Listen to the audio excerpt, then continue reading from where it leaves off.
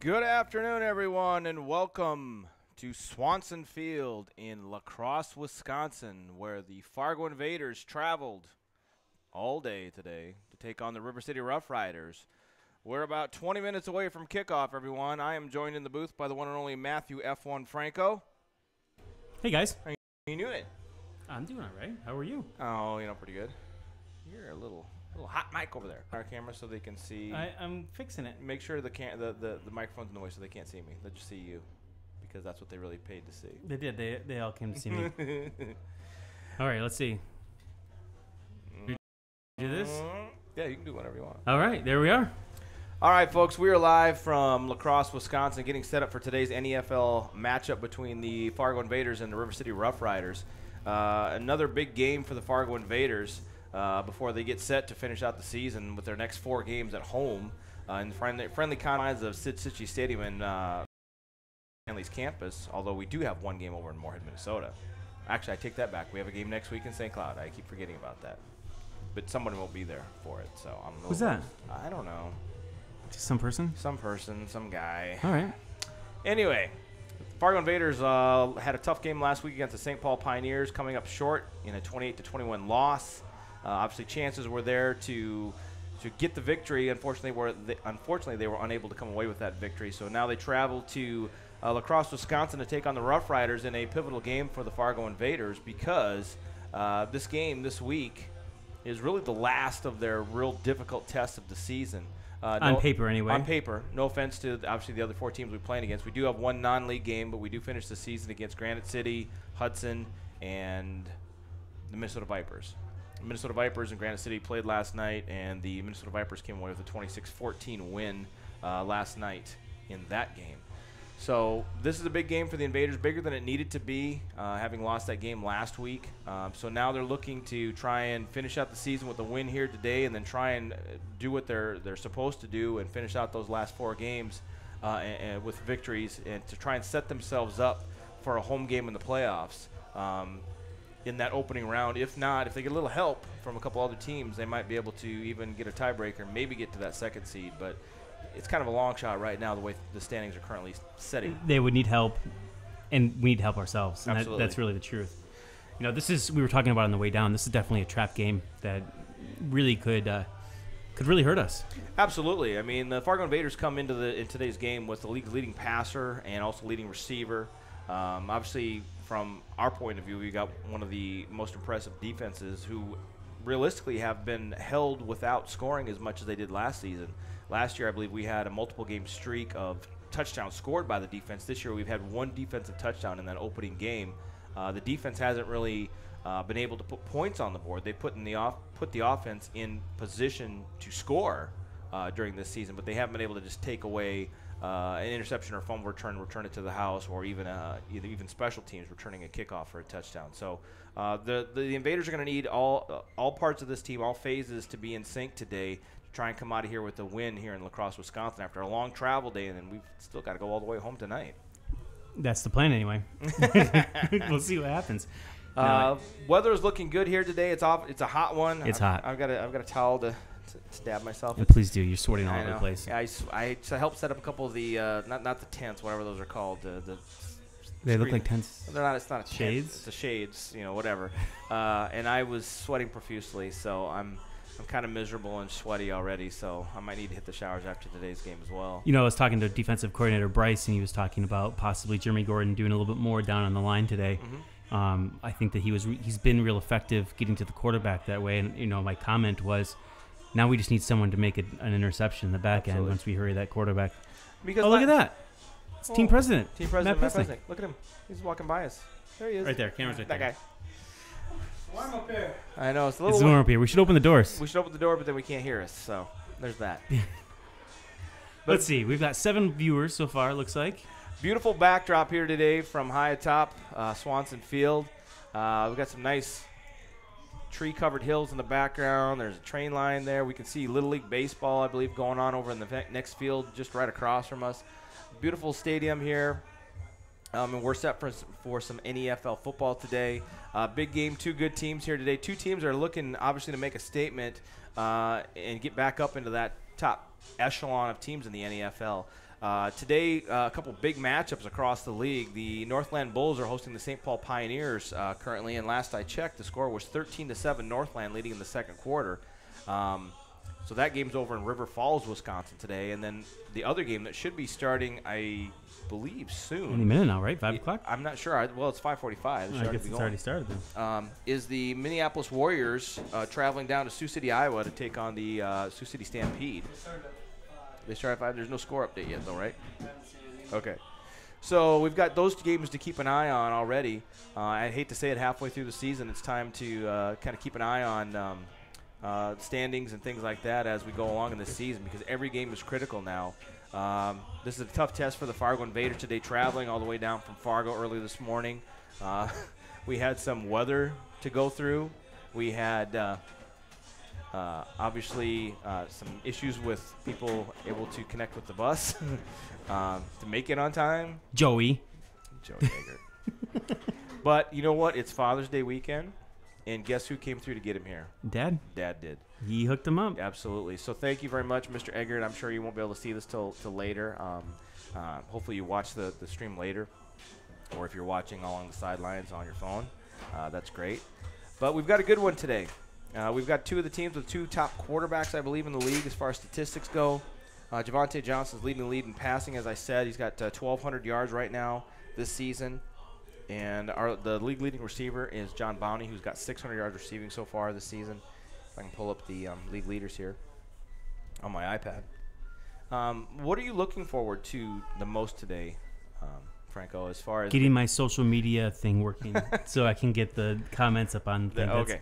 That's what I'm looking forward to. We have a couple. Sean Kaufman's been on. Sean Kaufman, do you know he's married Jeez, here we go. to our defensive coordinator? He's married to I Bryce's heard something mom. about that. Yep. I did not know that. Did you know that? Let's see. Anyway, I am going to do your thing. I'm going to try to make this happen. Oh, that would be awesome. Get comments. There are no comments. No comments. But that's not true because there are comments. So as I said, Source. Javante Johnson is the league's leading passer with 1,200 yards. Carl Hoffman, the starting quarterback for the River City Rough Riders, is second with 810 yards on the season. John Bowney is the league's leading receiver. Aaron Soley, wide receiver for the River City Rough Riders, is fourth in the league. But just to show you how good of a season John Bowney's having, he is basically doubled up the second place receiver in the league as far as yardage goes. He's also actually leading the league 9-5 compared from him to second place as far as most touchdowns this season. So John Bowney is having another excellent season for the Fargo Invaders. That he is. Yes.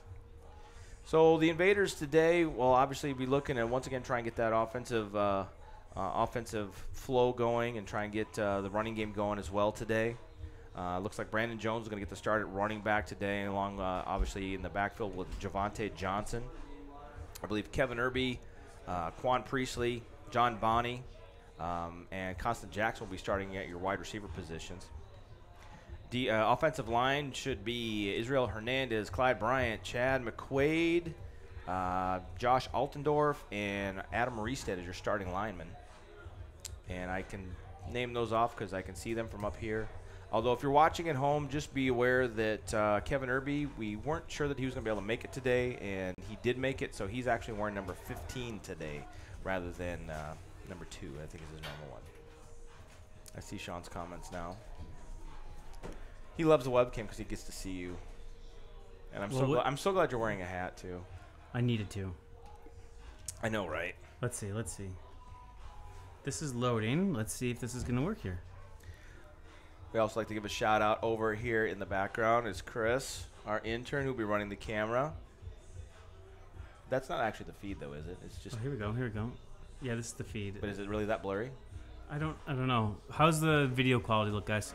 If you could comment. Oh, look, there we go. It's working. Hey, Sean Kaufman. Here, let's get this off and let's put this. Let's move you down just a little. Just a little bit. Let's do something like that. Yeah, exactly. Just do it! I'm doing it. Gosh, Frank. You don't want to get Shia LaBeouf irritated. Okay, Just so you know. that's what? Trace, do you have an extra roster for us? No, I don't. I mean, you can look at there, or the one I printed off. They had one update. Okay, hold on. Who is it? Mar Boone, instead of number 9, he's number 27. 27? Okay. With Ken Daniels. Kenny Daniels watching. Kenny, what's up, buddy? So let's Our see. announcer does not have Have ours? roster, but I'll tell him to pull it up on his phone. Well, he can have this one if he brings it back to me. So he's 27. All right. It's warm up here, guys. It's a little bit warmish. There's no breeze because we unfortunately have to shut the door because of the PA system. Maybe we might be able to open that up at times during the game. During the game when there's less PA. But when they're just playing. pre-game show here, we need to keep it close. For the moment, anyway. Keep it tight. Keep it tight. You see, you got Ken up there giving us a shout out. Exactly. Nice to hear from you, Kenny. Let's see. Let's get that one off. And then let's bring that one up. Which one are we coming up? This will be Sean Kaufman. He loves our webcam. Nobody asked you, Kevin! His name isn't Kevin, though. All right. All right. So we have run those. We have no new comments so far. Doesn't look like. But No. we're actually live, though. We should be able to we'll actually open up the door, though, for the national anthem, so you guys can hear that and know when it's happening. But no, we're looking forward to a good game of football today. I could get an animated flag. You could. If we're on here, we could put that Can up. you get that before the game starts, or is that for next week or the week after? Let me see. I do have to say a little bit. We want to preface today's game by also saying that next week, Mr. Franco, producer extraordinaire and master of the Wirecast, will be gone for a wedding, which we want to say congratulations, premature congratulations to Jonathan. And so he'll be gone. So we'll be going, in a sense, technically a little bit old school. We won't be going all the way back to Facebook Live video with a phone or anything, but we'll be using the Elgato system that I haven't used in about a year. So we won't have comments. We won't have a live scoreboard to update and watch me struggle through with that.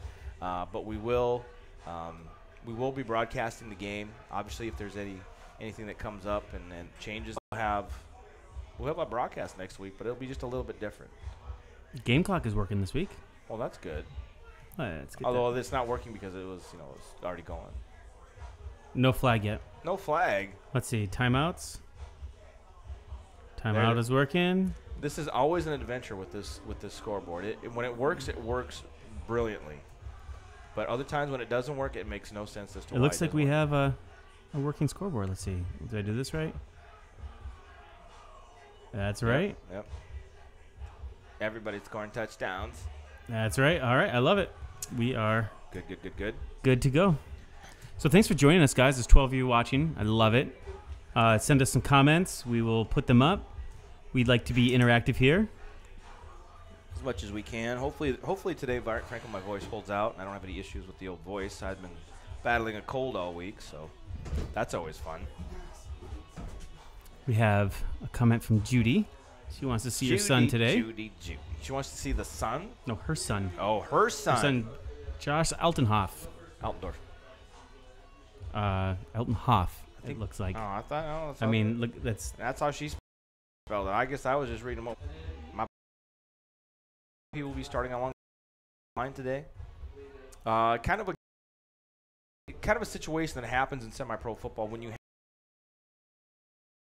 games where you have to travel so far to play something like that trip. And I know that the reason last week why Granite City out of St. Cloud was unable to field the team last week because they didn't have enough to travel. And that can be a huge issue, especially when you have to travel from a place like Fargo all the way down to who lives in Fargo? I mean, come on, I don't know, so people far out live of the in way. But there are people. We've got a few players that obviously live. Defensive coordinator Tyler Elijah. Say hi. You're on camera, just so you know. Want to get his good side. So Co-defensive coordinator, I should say. You want to get his good side. That's why he walked away. That's right. So we've got players obviously on our team that come all the way down from Grand Forks and beyond. So they had to get up even earlier to get down from Grand Forks to Fargo to hit to get on the bus to make it all the way down here. So it's a long travel day for all of us, and it's going to be a long travel day back to get This evening, all the way yeah, back. for sure. So there won't be much of a post game today per Mr. Franco because it's time He to has pack 30 up seconds. to wrap it up. We got to get our stuff I will be packed up. turning the computer off and packing it up. What if there's overtime? There is no overtime. The game's going to end in a tie. There will be no tie. Because we're going to win 48-0. My goodness, you are a homer.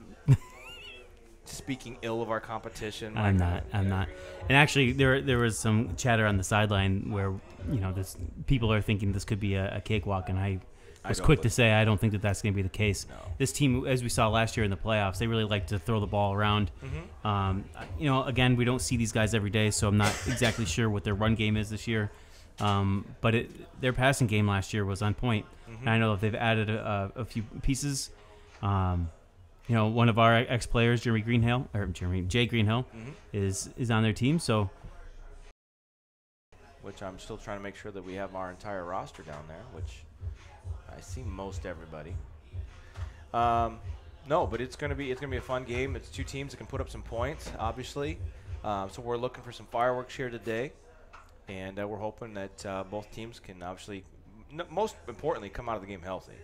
I think that's Fargo, really important. We avoided a season-ending injury against Mid-City last week. We didn't have a season-ending injury, but we did have an injury that's going to keep one of our players, Landon Moline, out for the rest of the regular season. I would say, yeah. He hopes to be back for the playoffs, but he's definitely done for the regular season. So we had that injury. We had another shoulder injury. We had another hamstring injury that's going to prevent starting tight end Nick Jackson from playing for the next several weeks. So some significant injuries to players, which a lot of times when that stuff like that happens, it's simply next man up. Next man has to come up and be ready to play and ready to do what needs to be done on the field. So we'll see who gets the chance to step up. Quan Priestley's basically starting in Nick Jackson's spot. Less of a tight end formation with him and moving Quan kind of outside to receiver as opposed to running back. Which I'm honestly excited about seeing. Absolutely. I really like this kid. I really like his explosion. I like what he can do after the catch. Mm-hmm. So, Nick, if you're watching, I love you, but I'm interested in Quan and seeing what he can do today. Absolutely. So to our injured players who aren't able to be here today, I know Gregory Clark had great news this week. He got checked out by the doctor, right. and it actually he's had his 2 broken bones in his leg that is healing and getting better as we speak. But he got good news today that his ACL was not torn. So he's able to look forward to next season with just recovering from a broken leg rather than having to go along with any kind of ACL reconstructive surgery and things like that. So that was very positive news to find that out this week. So congrats to Greg on hearing that. So it was really good to hear. Robert Tofia, obviously one of our running backs who got injured earlier this year. He's watching from up in Fargo. So nice to hear from you, Robert. Judy said she wishes you could see us play in Florida, huh? Well, Judy, you know what? Sometimes plane tickets aren't that expensive. You come up and watch us play in Fargo anytime. Be guest of honor. Right? I agree. Well, thanks for agreeing with me. I do. That means a lot. I'm kind of trying to figure out why that appeared and then disappeared. It does what it does. It does what it wants. Does what it wants here. Let's see. And it looks like teams are getting ready to get ready for the national anthem as we're only a couple minutes away from that happening. Anything else you want to talk about before we get going? I have nothing. That's why he's the best of the business. I do like that they were just practicing some field goals. That's good. I like that. I want to see that snap and that hold this week. I think that was the error in the missed field goal last week. You just like seeing the balls getting kicked. I mean, that's why you're a big World Cup fan.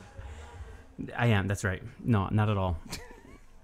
I mean, I will watch the World Cup. And I remember when I moved to San Francisco, the final World Cup game was happening as I was pulling into San Francisco on the Golden Gate Bridge. So that's 2010. So I'll never forget that one. It was an amazing time. It was a great story. It was a great story. Compelling and rich.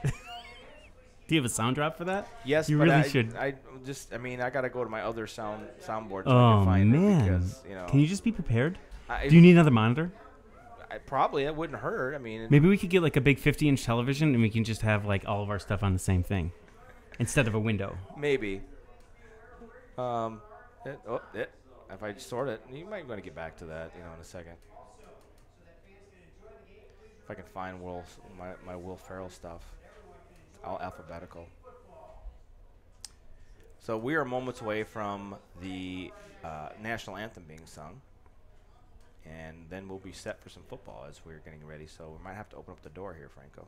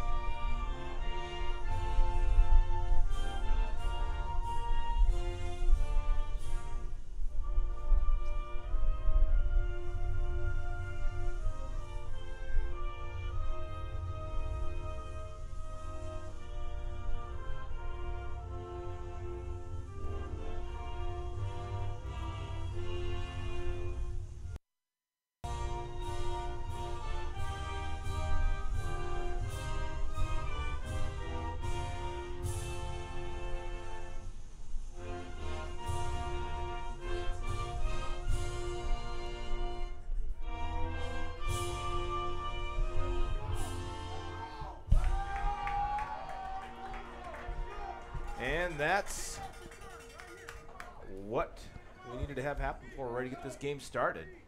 I did not see who won the coin toss. So we have a game update from Rule Johnson. Wow, my gain is really crazy after that. Oh, here's the sound drop for you. Great story. Compelling and rich. I haven't moved it to the new soundboard. That's why. I think you might need to turn that up a little bit. Your computer. It's as loud as it. That's just a. Oh, is it because maybe you're? No, yeah, it's a quiet sound drop. You have to just bear with me. There it is. There's Rules update. Bulls are up on the Pioneers, 13-7 with 9 minutes left in the third. Oh, so that game went to halftime. All right. So that's a game to keep an eye on because I'm curious as to see where the Northland Bulls, relate to some of these other teams. Obviously, we saw them in the playoffs last year against the River City Rough Riders, and then in the championship game against the Minneapolis Warriors, and the Warriors were pretty much in control of that game. So it's interesting to see now as we get basically a lot of these teams playing each other, the bigger name teams, because when you look at the standings and you look at this league, there's a definite different tiers of teams in this league. There's the top teams, there's kind of the middle of the pack teams, and then there's some obviously lower The bottom feeders. Yeah.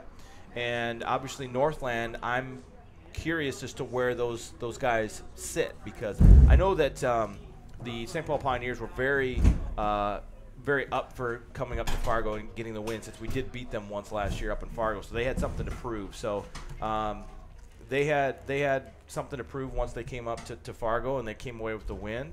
And you got to wonder, what Northland's doing in a sense to keep them under control. It's only given up 7 points so far in that game so far, and they're obviously in the third quarter.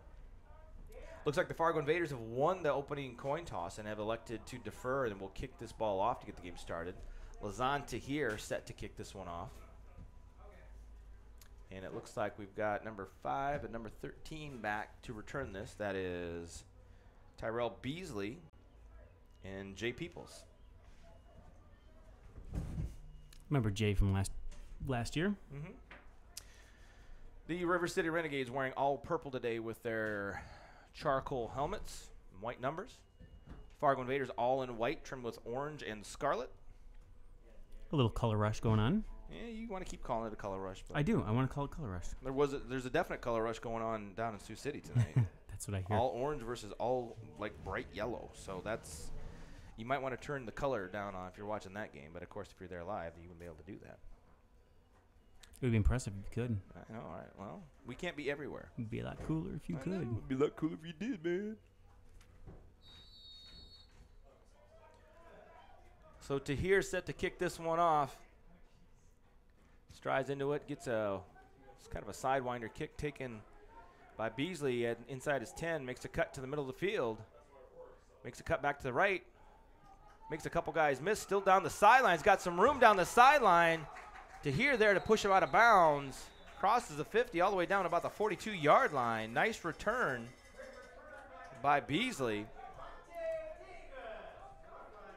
Invaders were there to make the stop. Unfortunately, a missed tackle caused him to scoot to the outside down the sideline. Sets him up for a big return to start this game. Bulls are up 20-7 now. 20-7? Oh. I'm a little bit surprised by that, to be honest. I'm not trying to speak ill of the Northland Bulls. I mean, they were a championship runner-up last year. I guess I came away impressed with the St. Paul Pioneers last week. I guess we'll put it that way. So 1st and 10 for the Rough Riders to start this game at the Invaders' 42-yard line. Hoffman in the shotgun. Fakes the handoff, rolls to his right. Looking to pass that one out. Pass is intended for number 18, C.J. Woods. That pass is incomplete.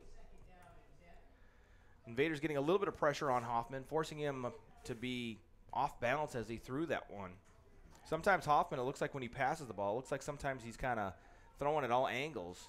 He's got kind of a sidearm delivery. So 2nd and 10 for the Rough Riders. You see okay there, buddy? I can't see anything. That's okay. Watch on the monitor. Fine. Hoffman in the backfield with Peoples.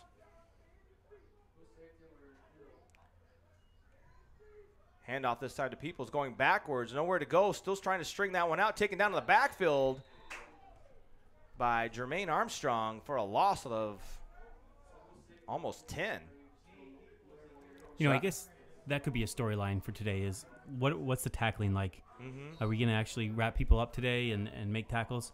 That missed tackle last week really just changed the momentum of the game in that Pioneers game. Yep. We had a missed tackle on a 3rd down, I believe. Receiver went down the sidelines. Picked up a big 1st down, kept that drive going. So now 3rd down. 3rd down, and I believe 1, 2, 3, 4. Looks like about 3rd down and 20. Hoffman back to pass, looking to throw it out over the middle, too high, pass incomplete. Pass intended for Aaron Soley. Incomplete, brings up 4th down. So after a great return on that opening kickoff, the Rough Riders go backwards, lose 10 yards, and are forced to punt by this Invader defense. Looks like Jordan Perkins is going to be back deep to return this kick.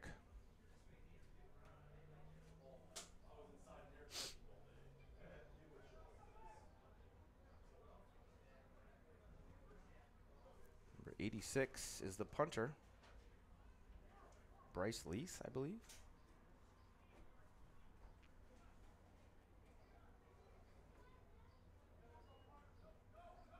Gets the kick away.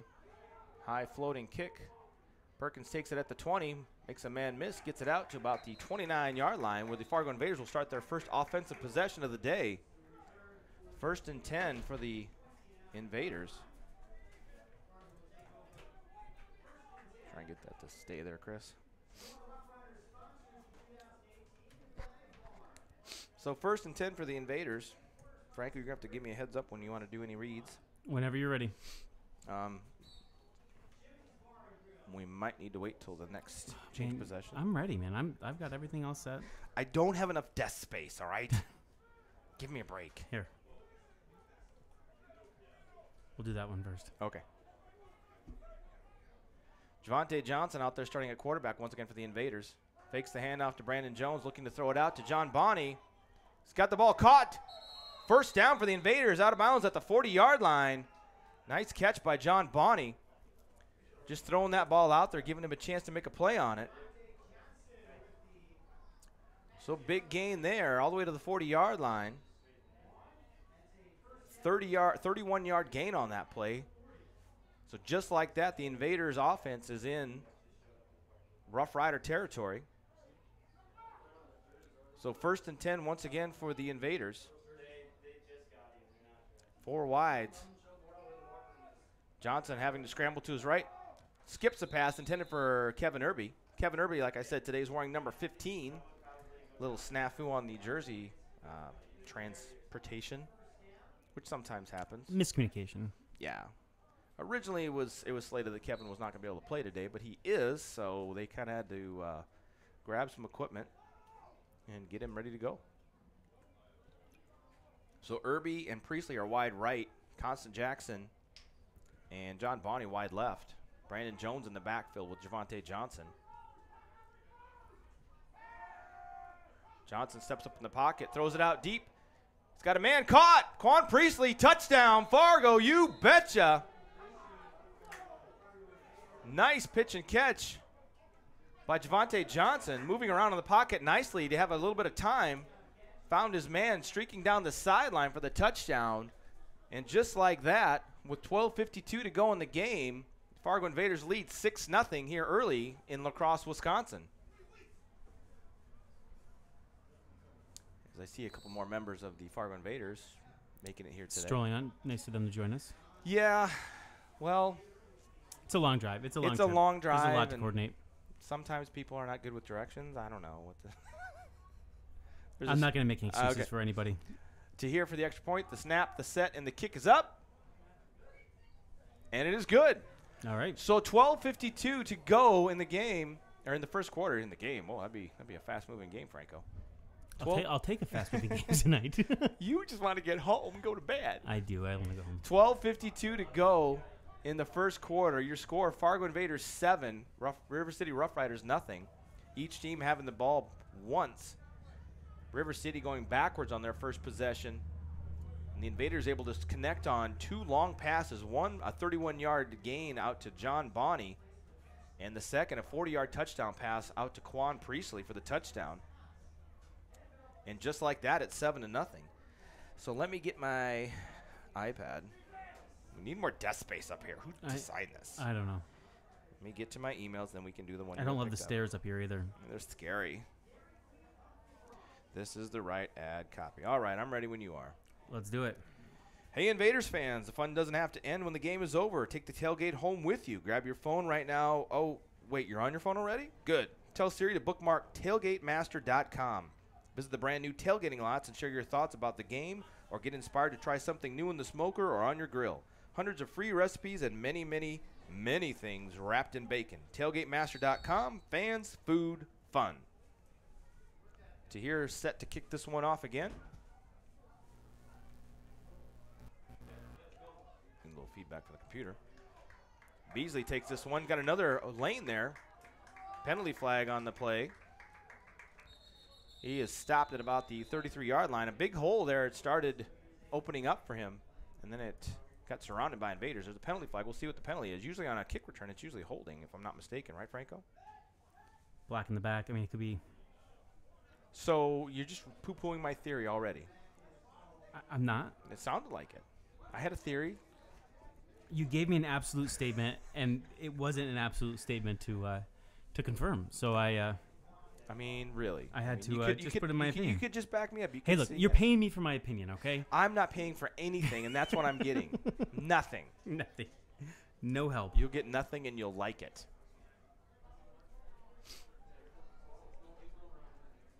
I want to welcome in everybody who's joining us. Thank you for joining us today on the Fargo Entertainment Radio Network. No, that's not right. That's not right. Fargo Invaders Radio and Entertainment Network. Oh, I forgot Invaders. The Fargo Invaders Radio and Entertainment Network. Fire Network. Let's get spell out each letter, buddy. That's why you do most of the talking. That's just because I talk a lot, I thought. So Hoffman. It's definitely part of it. And the Riders set to take this series over at the 24-yard line. Gets a wobbly pass picked off by Jermaine Armstrong, headed to the end zone. In the end zone, touchdown, Fargo, you betcha. And that's what we're talking about. Defensive scores, making an impact with those turnovers. Oh, I love it. Excellent start for the Fargo Invaders with 12:33 remaining after two more plays. As I get used to my new piece of gum I just put in. Your score. Where's the mute button? The score is 13-0 Fargo over River City. And that looked like Hoffman was just trying to get that pass out quickly. It came off his hand funny, and it kind of wobbled. Armstrong right there to pick it off and take it to the house. Still waiting on Javonte Johnson to get on the field, get ready to catch the snap on this extra point attempt. So within 10 seconds off the clock, I believe, maybe it was 20, Fargo gets 2 touchdowns. There's a snap, the set, and the kick. Penalty flag. Kick is good. We'll see what the penalty is.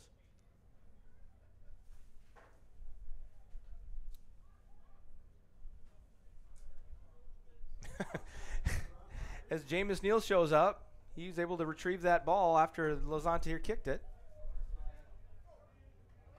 Judy likes that touchdown. Wow. All of us like that touchdown. The Michael Guyton. So the extra point is good. It was encroachment on the defense. That penalty is declined. So 12-33 in the first quarter. Your score, Fargo 14, River City nothing. Here live from La Crosse, Wisconsin. Thanks for the support, Michael. Michael Guyton, who is obviously a player with the Invaders, but also did a lot of work for the team up in the booth with the team film cam. And so it's nice to hear from him. He does a lot of sponsorship stuff. He's a board member. Absolutely. All-around good guy. Rule Johnson, a couple of score updates. You want to put those up for me, Franco? I'm working on it. See how that's read? Yeah. What does that mean, though? That means that it's loading. Oh, now you tell me what that means. Now you know. Just think next week we'll have none of this. So awesome. Thanks for not being there for me. I have a wedding to go to. I don't care. Jonathan Atkins' love of photography drew Matt Franco away from the broadcast. I don't know how he can't get married in the middle of the week. Maybe in the December. I mean, a winter wedding would be very nice if, to be honest. It's true. I'm not sure why that's not pulling up. Can you go back to it so I can at least tell people? Tell them. All right. Rule Johnson score update. Oh, there it comes and goes.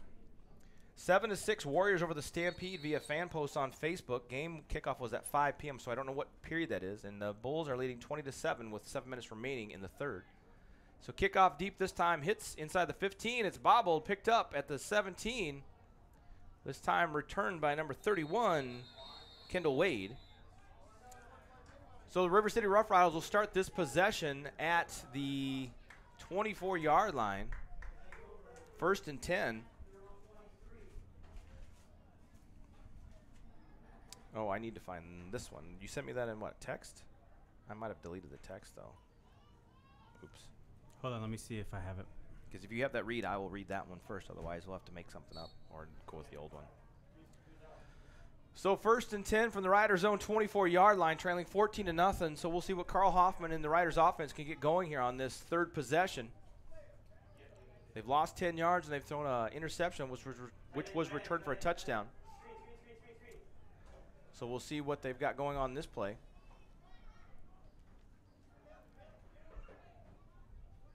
Peoples in deep behind Hoffman in the backfield. 3 wide receivers. Hoffman looking to pass out to the left. He's got his man caught and taken down to about the 30-yard line. That is Zach Kleinfeld. It's his first catch of the day. Gain of about 6. That'll bring up 2nd and 4 for the Riders.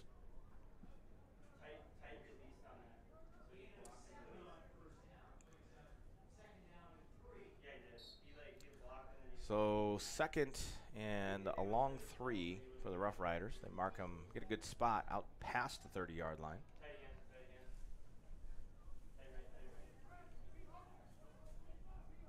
Hoffman and this Riders offense trying to figure out the Invaders defense here early on. Handoff up the middle. Peoples trying to make his way for a first down. Gets back to the line of scrimmage and maybe just past it. So that'll bring up another 3rd down for the Rough Riders. Oh, there it is. Oh, there's the link to YouTube, too. Oh, my gosh, I can share it. Michael wants us to put the scoreboard up at the top. I think I'm not opposed to that. Okay, well, do your thing, buddy. You do you. Oh, we also have 14 points. Just so you know. Thanks. Click the button. So 3rd and manageable, 3rd and short for the Rough Riders. False start. It's going to back up the Riders 5 yards. Will make it 3rd and 8. A little more difficult to pick up this first down now. It's just tell me that then. Just get your We have 14 points. There you go. There it is. Oh, my gosh. I feel so much All better right, what's now. the time? 10:56. Okay. Let's. How's that, Michael? You know, like I was that? I was able to do this all by myself. I didn't even need your help that one You game. didn't need me at all. Didn't have much to say. Look, we've got a spy on the Rough Riders sideline. Jerry's trying to. I guess Is she? She's trying to Good find for out her. plays and stuff. Either that or she's trying to find the nearest restroom. Oh, the locker room's locked. We got guys that need to get changed. Looks like another false start. Backing the Riders up another 5 yards. So now after getting it set for almost a 3rd and a long 2, they're at 3rd and 13. Going the wrong way once again early in this game. I was trying to give you Michael's little heart eyes. Oh, my gosh. Oh, good for you. Thanks, Michael. He's the sweetest. So 3rd and long now for the Rough Riders. Hoffman with 4 wide receivers. Oh, pass dropped by Johnny Ware, who had eyes for the end zone. Can't come up with it, but it still brings up 4th down, forcing the Rough Riders to punt once again. 10:04 on the clock, still in the first quarter. Some of these games have moved a little bit quicker than this, Franco. This is a lot of stopping and starting. Looks like Tailgate Master isn't having sound. That's weird because we're getting sound, correct? Yeah, it's right on our end. Okay. I've got bouncy bars. Bouncy, bouncy, bouncy. Here, let's try the new position of the YouTube. Let's see, do we have any new comments? I don't know. You tell me. No, you tell me. Lease back out one more time to punt this one away. Clock is stopped, and the Riders are forced to take a timeout due to personnel issues. So 10:04 remaining in the first quarter.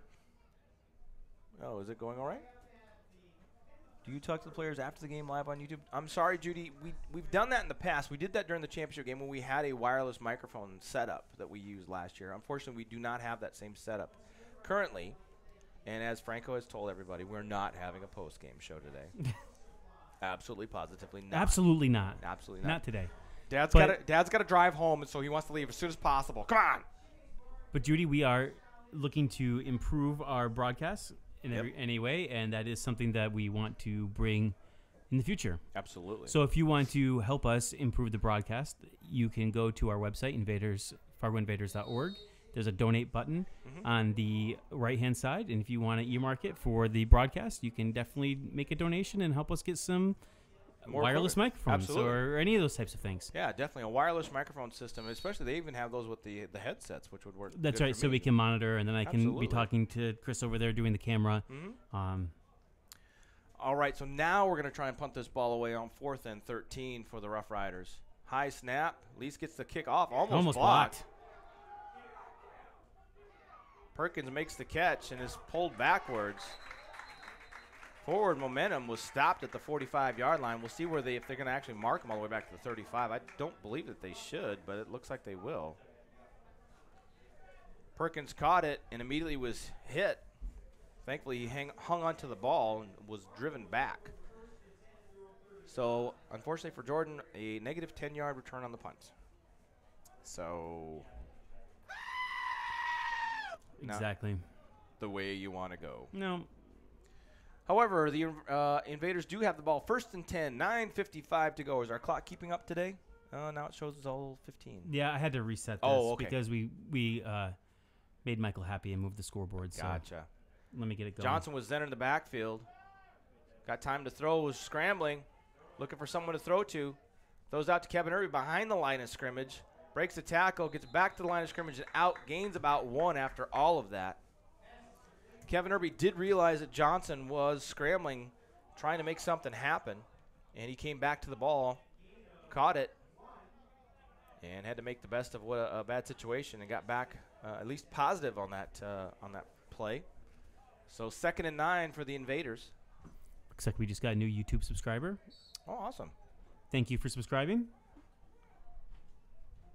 So 2nd and 9 for Johnson and the Invaders at their own 36-yard line. Handoff up the middle to Hayden Zenners. Got wrapped up in the backfield. Nowhere to go that time. Loss of about 3 on that play. So that brings up 3rd and about 12 for the Invaders. So after their opening drive of a touchdown, this drive not starting off quite as well. So 3rd and long for the Invaders. We'll see what the coach dials up here to try and get this first down. Looks like the Rough Riders are looking to play coverage here. Fakes the handoff, looking to throw it out to his right. Caught. Caught by Cornell King. And marked down. There we go. I believe.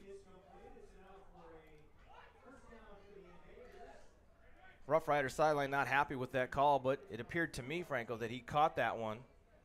And then once he went down, he was declared down by the referee, and then the ball came out.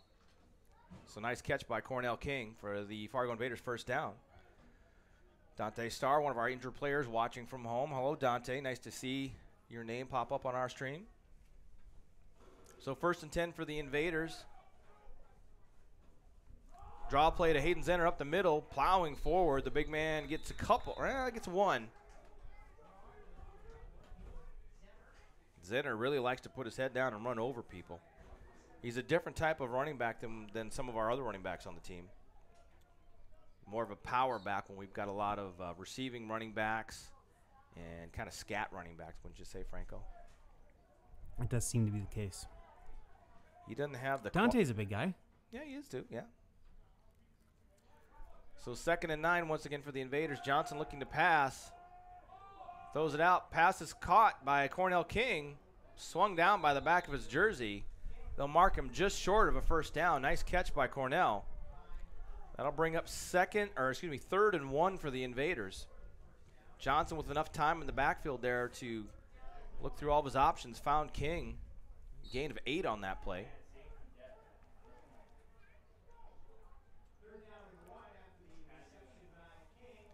So 3rd and 1.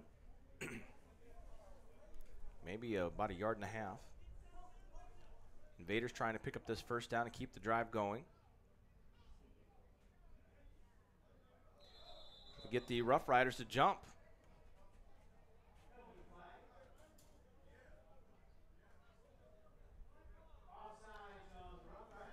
So Johnson with the hard count going on the longer count as opposed to snapping on one, draws the Rough Riders offside, and that'll be enough for another Fargo Invaders first down. So the Invaders on their 2nd possession of the day, moving the ball down the field once again into Rough Riders territory, just inside the 40, down close to the 39-yard line. So 1st and 10 for the Invaders. Johnson looking to pass. Throws it out this time to Kevin Irby. Tries to shake off a tackle, but it's cleaned up there by number 27 on that tackle, Jamar Boone. I believe that, who was out there in the original cover? Was that Aaron Soley playing defense as well? Actually looks like he's out there playing defense as well. So a gain of about 5 on that play, so 2nd and 5 for the Invaders. Can you see the scoreboard? Am I getting in your way? No, you're good, man. All right, that's good. Because I wasn't going to move. Because if I did move, I'd probably fall off the steps. As the crowd tries to encourage the Rough Riders' pass defense here. Brandon Jones checks in the backfield. Javante Johnson, nowhere to go. Tried to step up in the pocket, but then there was nowhere to go.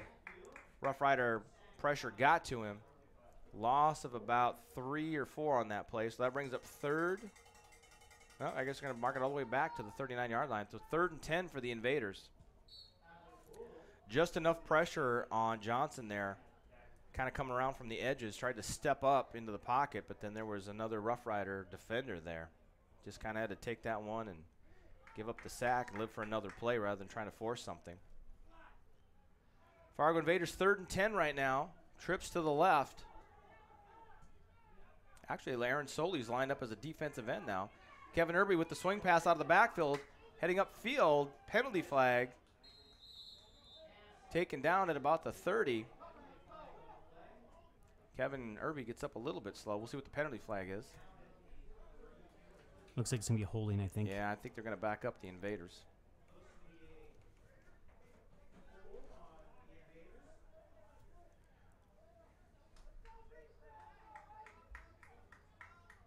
So a holding penalty called on Constant Jackson. I was able to actually hear the referee on that one. So that'll back up the Invaders 10 yards. And I believe it's a spot foul, right? Correct? I thought it was, but they're going to go back from the line of No. scrimmage. Oh, no, that they're is. not. It's a spot foul. It's a Okay. spot foul. So the Invaders probably had enough for a first down. Unfortunately, with the holding penalty, backs them up 10 yards. And it's now 3rd and 12. Or 3rd and 13, excuse me. Still in Riders territory. Screen pass to Brandon Jones. Makes one guy miss. Still going down, trying to get down the sideline. Still going. Brandon Jones making men miss. Gets enough for a Fargo Invaders first down on the screen play. Fargo Invaders set that up really nicely. Allowed that Rough Riders pass rush to get past the line of scrimmage. Just able to get that ball out to Brandon Jones. He was able to make something happen and get enough for a Fargo Invaders first down. End of the 3rd quarter. In River Falls, Wisconsin, your score, Northland 20, St. Paul 7. And it pops up on the screen. So thank you, Rule Johnson, for keeping us updated on that. So 1st and 10 for the Invaders. Handoff up the middle to Hayden Zenner, breaking tackles, plowing forward, gains about 3 on that play. Hayden Zenner running hard there. Hayden Zenner looks to be back and healthy now. He's been working his way back slowly the last couple games, recovering from an ankle injury suffered in week 1. Maybe that was only about a 2-yard gain. So 2nd and 8 for the Invaders.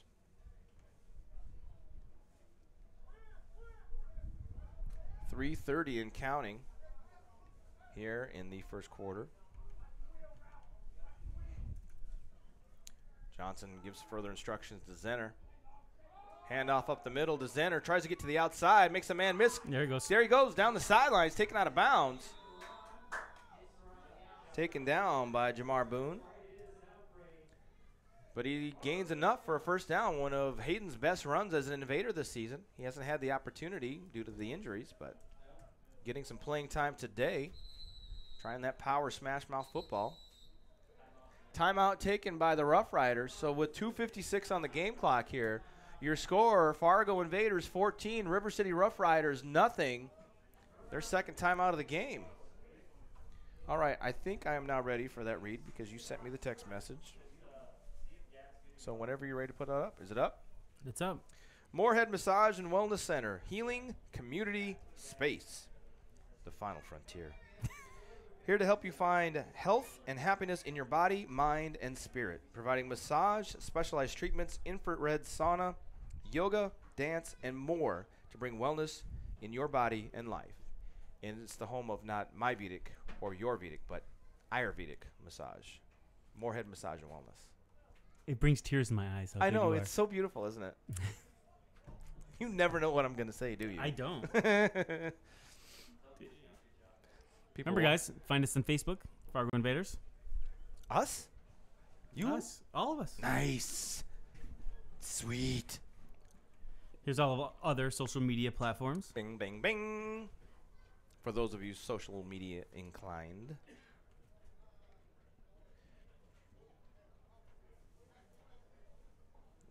Let's see. Let's see what. We've got Tailgate Master. He's Let's Go Invaders. Going to be rough today for those riders.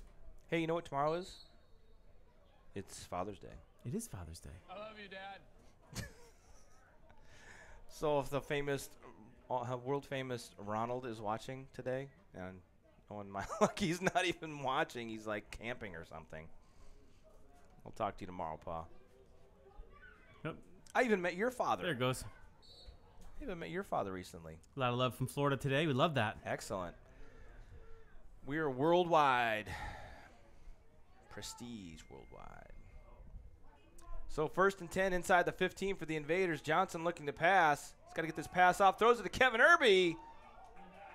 No penalty flag. Yep, there comes the penalty flag. Penalty flag on Jay Greenhill. Looked like he was over the back of Kevin Irby before that ball got there. So that's going to mark that that penalty off in the end zone. If we're doing NFL rules on everything as far as pass interference goes, that'll mark it down first and goal at the 1 for the Invaders on their second possession of the day, already leading 14-0. So that's indeed what they called pass interference on Greenhill in the end zone. And so that makes it first and goal for the Invaders at the 1, trying to punch this one in and get that lead up here in this first quarter. So Zenner in the backfield with Johnson. Fargo trying to keep that running game going. Hand off to Zenner. Doesn't have anywhere to go, so loses a couple on that play. Back to the 3-yard line, maybe all the way back to the 4. So second and goal at the 4 now for the Fargo Invaders. Just trying to get that running game going. It's been hit or miss this year. Shuffling of the offensive line obviously a lot of times doesn't help.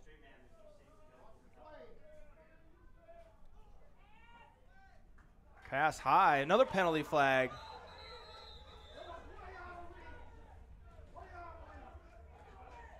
As the referees confer to make sure that this is a good call. Players are saying it was tipped. I didn't see it. I don't think it was tipped. Javante had plenty of room back there. He just kind of dropped back and uncorked the pass, and it sailed high on him.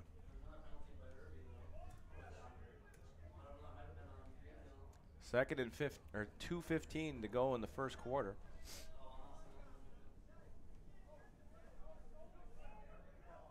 Offsetting penalties there. Pass interference penalty. I didn't catch the other one. Did you catch the other one? I didn't. I was looking at the it was a holding. comments. Chris said it was a holding penalty. So offsetting penalties. So that brings it still at second and 10, goal. right? No, second and Or goal. second and goal. At the 4.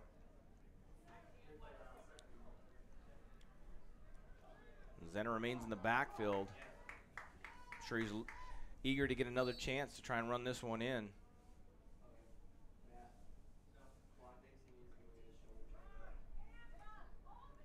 So Hayden nowhere to go again. Another loss on that play back to the 5-yard line. So third and goal from the 5. Fargo unable to get that running game going inside the 5-yard line. We'll have to see what they come up with the play here. So third and goal. Fargo trying to extend this lead early in this game. Under 2 minutes to go in the first quarter.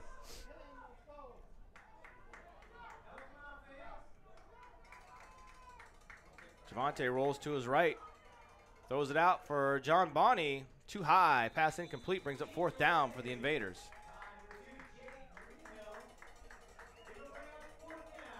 .130 to go in the first quarter. Fargo at the 5-yard line of the Riders.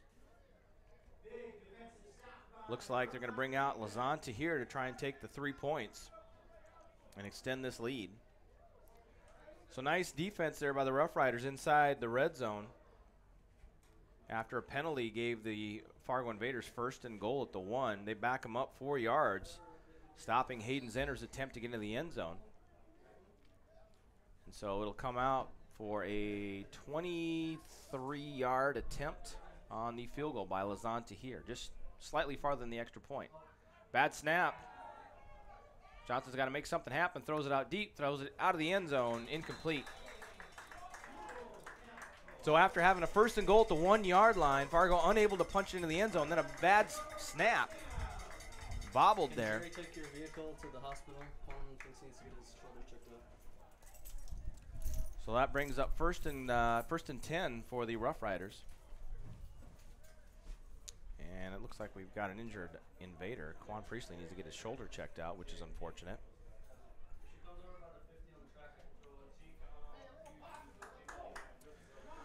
So kind of a big momentum swing right there, Franco. Invaders looking to put more points on the board to extend that lead, come away with nothing after their second drive. Still leading 14-0 though. We'll see what the Invaders defense can do now.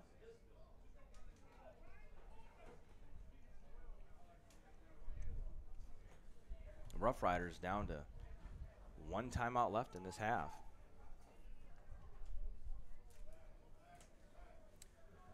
So Hoffman out of that shotgun and right at his goal line. He's got 2 men in the backfield with him. This time Eric Brown is in the backfield as a running back. They run the ball up the middle. Taken down for a loss himself on that running play. And there's a late hit. I'm sure they're going to call against Anthony Antonio. Looked like he came in late on that play.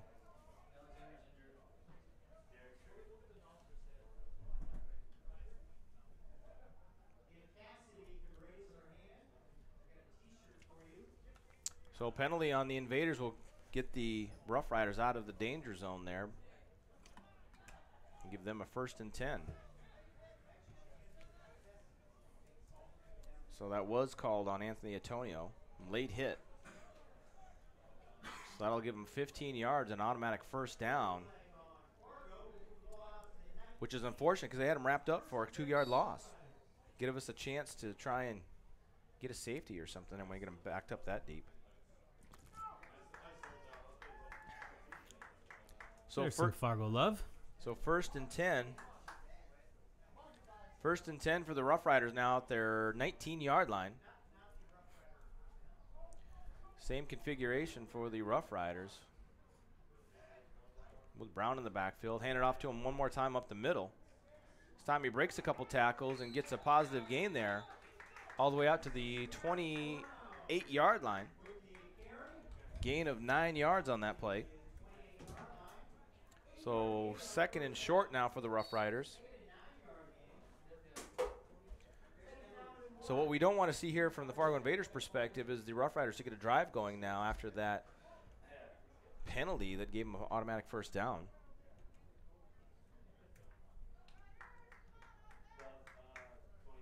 So 2nd and short now for Carl Hoffman and the Rough Riders.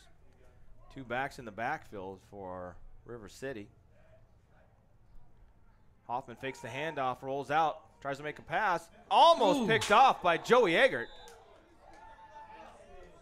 And you know what? It's the least that Joey Eggert could do is actually catch that and intercept it. I mean, after his dad drove him all the way down to Wisconsin. I was going to say he was a little late on that one, too. Yep. Yeah. That's boy. terrible. It's bad when you have 2 dads up here. Dad jokes are just crazy. I know. It's just well, it is Father's Day weekend. So. It is Father's Day weekend. His dad does get the pleasure of holding the 1st down marker. It is. Sideline experience. So Joey Eggert's dad not only drove him here, we've put him to work. We've got a couple of our own people on the sidelines running the chains. Hey, Rule, is that a final? Bulls now lead 20-13 against the St. Paul Pioneers in River Falls, Wisconsin. Handoff once again. Looks like a loss on that play. So that brings up 4th down. So they're marking him short at the. So we're at 4th and 2 now for the Rough Riders. And it's now the 2nd quarter. And that's the end of the 1st quarter, folks. So after 1, your score remains Fargo Invaders 14, River City Rough Riders nothing. And you're watching Fargo Invaders football on the Fargo Invaders Radio and Entertainment Network. Now we can do another read, Franco. Probably a couple, actually. All right, not a final. Not a final, no. Pioneers are not going to. Okay, so who are we doing? The next one on the list. Discovery Benefits. No, not that one. Which one? The one after yours. I can't. Oh. Fargo Spine. Yes. Fargo Spine and Rehabilitation with Dr. Mark Vane is a natural health center that brings uplifting awareness to the surrounding community regarding health problems through personal and business relations, supporting health and wellness within all people from newborns to senior citizens, from office personnel to construction workers. That's Fargo Spine and Rehabilitation. And let's see. I think they're ready to kick this one already, so we'll Can you do it quick? I guess because they're doing something. They're doing something else, so just really quick. All right. Wear Repair. Wear Repair is Fargo's newest and fastest growing repair store. Wear Repair is family owned, and we care about your devices and want to make sure that you are satisfied as a customer. We understand that most customers are in a hurry and we value your time. Bring in your device and we will often get same-day service with the best service in town. At Wear Repair, we do computer repair and phone repair. However, we do so much more. We work on all kinds of devices and even work on home networks. We can even come to your home to service your device. And if you have a small business and need IT service, look no further than Ware Repair. Let's mention the good folks that got us here safely today. Okay. Ottertail Mid Dakota Coaches. Ottertail Mid Dakota Coaches has providing quality motor coach and school bus transportation for over 44 years. They can transport your group across town or across the country. Call today and let them help plan your next group outing. That's Ottertail Coaches, Ottertail Mid Dakota Coaches, and they've been the official provider for the Fargo Invaders. As the contest rages on, contest for the contestant to put on a football uniform and race across the field with a little help from Jeremy Gordon and Josh Gatling. Good job, guys. Way to be there. Let's see. Do we have any more comments here we can throw up? Don't throw up. Pioneers tied the game. So the game in River Falls, Wisconsin is now tied 20-20 between the St. Paul Pioneers and the Northland Bulls. 12-7 Stampede over the Warriors at halftime. Halftime in Sioux City, Iowa. Sioux City Stampede 12, Minneapolis Warriors 7. 100 degrees down there. So I guess I can't complain about our 90-degree weather up here, Franco. Is it even 90? Oh, wait, hold. This is Moorhead, Minnesota. What I've got here. No, it should go to where it should go to where you are. Well, it didn't. Well, then what kind of settings do you have on your I don't Apple know. Watch? We've got a short punt, Punt out of bounds. about 15 yards. 15 yards. So that'll set the Invaders up with great field position. So they'll take over at the 37-yard line of the River City Rough Riders. There's 10 minutes left in that Pioneers game. Pioneers Bulls. Wow, that is a barn burner. 10 minutes left, so they scored 2 touchdowns in the first 5 minutes. I guess so. Must have. That's possible. We had one here today. And unfortunately, Quan Priestley, like I said, he's going to go get his shoulder checked out. So hopefully everything turns out okay with Quan Priestley. He's been having a really good first season with the Fargo Invaders. Hopefully it's just something minor. Johnson trying to get that ball snapped. The Rough Riders didn't have enough players on the field, so they're forced to take their third and final timeout with 14:55 to go in the second quarter. That is not how you want to start the quarter. Move some of the stuff around. Can we do this ad right here? Yeah. It's a quick one. Freedom Equity Group is leading the Living Benefits Crusade. Every year, 6 million people are diagnosed with a heart attack, stroke, or cancer. 70% of those people will not die, and more than half go bankrupt in the process. Switch to a financial solution which ensures your family's quality of life. Learn more about the evolution of Living Benefits Crusade by contacting Brent Lundgren, 701-238-8211. Johnson set to take the snap, looking to pass. Pass it out to John, completed to John Bonney. He's picked up and dropped, but not before gaining a first down. None other than Aaron Soley providing pressure on the quarterback from the defensive end position.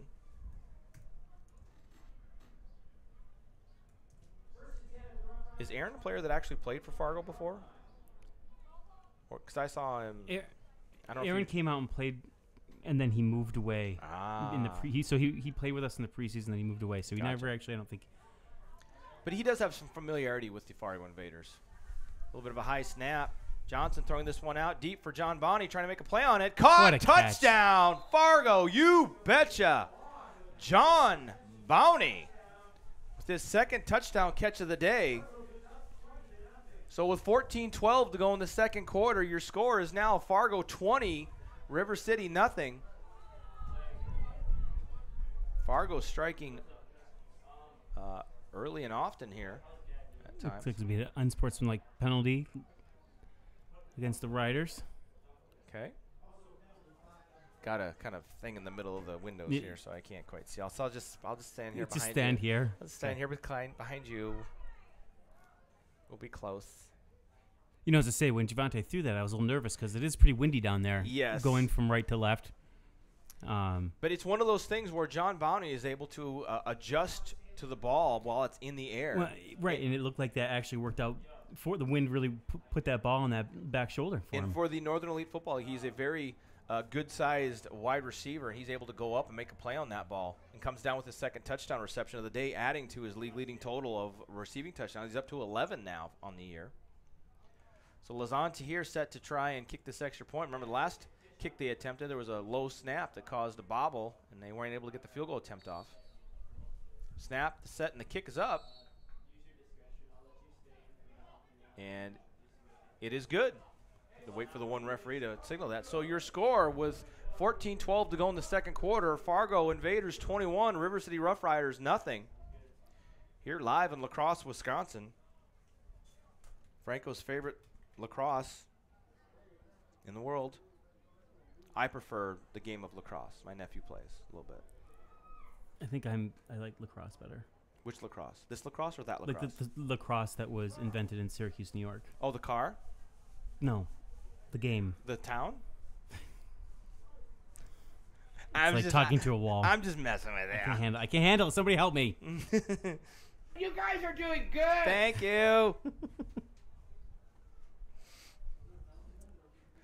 So the Fargo Invaders extending their lead to 21 after their last possession. They came up with no points after being at first and goal in the one. This time they take advantage of the good field position after a poor punt. What do you see the roster? Whose roster? Our roster or their roster? Their roster. There you go. Here you go.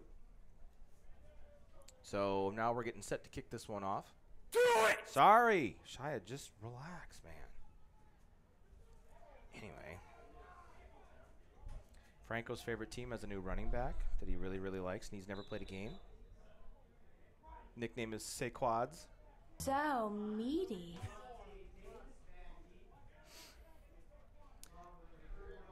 So Tahir set to kick this one away. Now I need to look at the roster so I can remember who's returning the kick. Beasley and Wade back once again to return this one for the Riders. It's like I'm so close with the Rough Riders, I just call them the Riders. The Riders. We're tight like that. So there was a penalty after the touchdown on the Rough Riders, so that'll move the starting spot for the kickoff to the 50-yard line. I think Tailgate Master's loving our dad jokes. He should. He's a dad. He's the king of them. Oh, well, we'll have to see about that. He's in the running for the king. How about that? I know. That's it. Do you know my dad doesn't make enough dad jokes? He really doesn't. I make more dad jokes than he You does. making up for him? I guess. Somebody's got to. Tahir kicks it deep. It's going to fall right short of the goal line. It's picked up. The 31 gets to the outside, pushed out of bounds right at the 20. And that was returned by Kendall Wade. I should probably leave this out where I could see it, but there's a little bit of a breeze blowing through here, so it's going to blow my papers. You're not happy when there's not a breeze. You're not happy when there is I'm a breeze. Sweating. What can I do? I need a breeze to be cool, but yet I need one not so strong to blow my papers around. And look at that. The wife of Brandon Jones is bringing up more water for the team. Just carrying it instead of using the I see Hayden the wagon. I see Hayden Zenner limping again. I don't like that. Man, our injuries this year have really been off the charts. There have been a number of injuries, just so many. And I don't know if that's his ankle causing him problems again or if maybe he's got a tight hamstring or something. It is hot. Could be a cramp. But that's very true. I didn't think about a cramp, so hopefully it's just something very, very minor. So Rough Riders with 1st and 10 at their own 20-yard line. Getting set for this next possession. Hoffman looking over the Invaders' defense. Pass is thrown out. Incomplete. Fargo jumped off sides that time. Looked like Jeremy Gordon. Mm-hmm. Lining up on that end spot, which is fairly new for him. Mm-hmm. I mean, I guess he played it in college, but yeah, but college. I mean, who did he it's play? so long ago. I mean, he played college for like NDSU, like they're anybody, right? All right. Oh my God! Here comes Bison Nation hating on us. Sorry, the best team ever. Ever.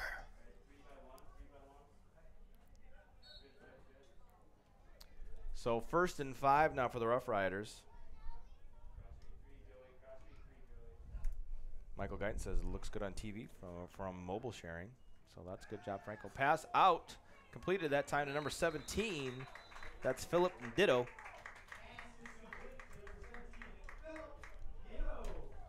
So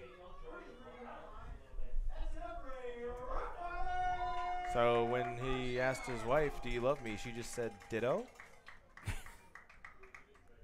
just comes that quickly, huh? Mm-hmm. So if you're just tuning in for the first time, this is the kind of shtick you get with Franco. I mean, he's just nonstop, just talking and making bad jokes. I don't know how I put up with him. Hoffman, low snap, looking to his right. Gets the pass out. It's just got to throw that one away. Hoffman, to be honest, Franco, he does look very uncomfortable with that pass rush for the Fargo Invaders. I wouldn't say that nervous. I wouldn't say that they've got into his head or anything, but he's very aware of that pressure. I mean, it looks like we've got Tareen Smith, Anthony Antonio, and who else is out there? Jeremy Gordon. I think he's playing along the line. And Chris Momo's out there. Oh, Martez Buchanan is out there too. All those very large gentlemen out there putting pressure on Carl Hoffman. 2nd and 10. Hoffman looking to pass it out once again. This time dropped by his intended receiver, Philip Ditto. So that'll bring up 3rd and 10 for the River City Rough Riders. Fargo Invaders defense trying to get another stop here. Jeremy had a nice move off the snap. He was pretty much unblocked. Unblocked. Woo! Is that too loud? Moose Soup Lady is always too loud, but it's not too loud. Can't stop the Moose Soup Lady. So 3rd and long for the Rough Riders. Fargo Invaders trying to get another stop here to give their offense another chance to put some points on the board.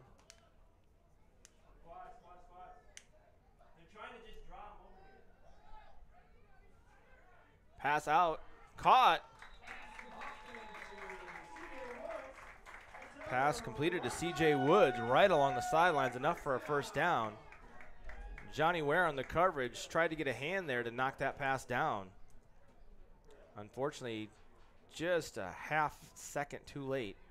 Pass is completed, another first down for the Rough Riders. 12:49 and counting in the second quarter.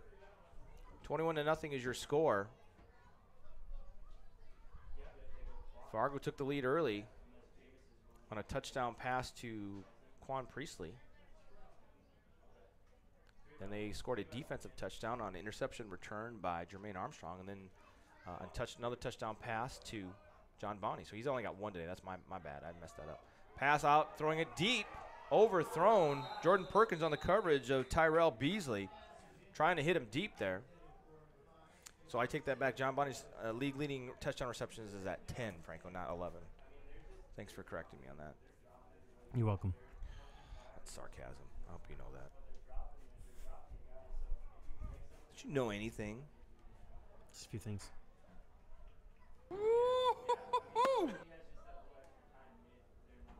Hey. What? What do you call a cow with no legs? Ground beef. Duh.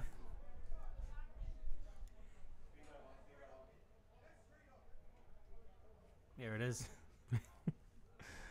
Hashtag dad joke. 2nd and 10 for the Rough Riders as the man comes out of the backfield out wide left. 5 wide receiver set. Pass thrown behind Philip Ditto. Hoffman trying to hit his man over the middle. So that'll bring up 3rd and long once again for the Rough Riders. They were able to convert last time on a pass out to C.J. Woods. A little bit of shuffling around on the Invaders defense today with Landon Molina out at safety. I don't believe Stephen Othello is available today, so Josh Gatling is getting some time at safety today. Othello's up for the next 3 games. How come? Busy. Oh. So 3rd and long for the Rough Riders. Trying to convert to keep this drive going. Hoffman looking back to pass. Pressure up the middle. Pass is complete over the middle. C.J. Woods running hard inside the 30-yard line. Enough for another Rough Riders first down.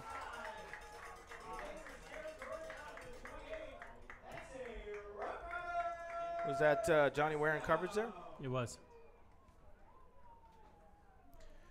So 11:53 to go in the second quarter and counting. 21-0 your score. River City driving now after converting on 2 consecutive 3rd and longs. Unsuccessful early on in the downs, but able to convert on 3rd downs to get those first downs and keep the game moving, or keep the ball moving down the field.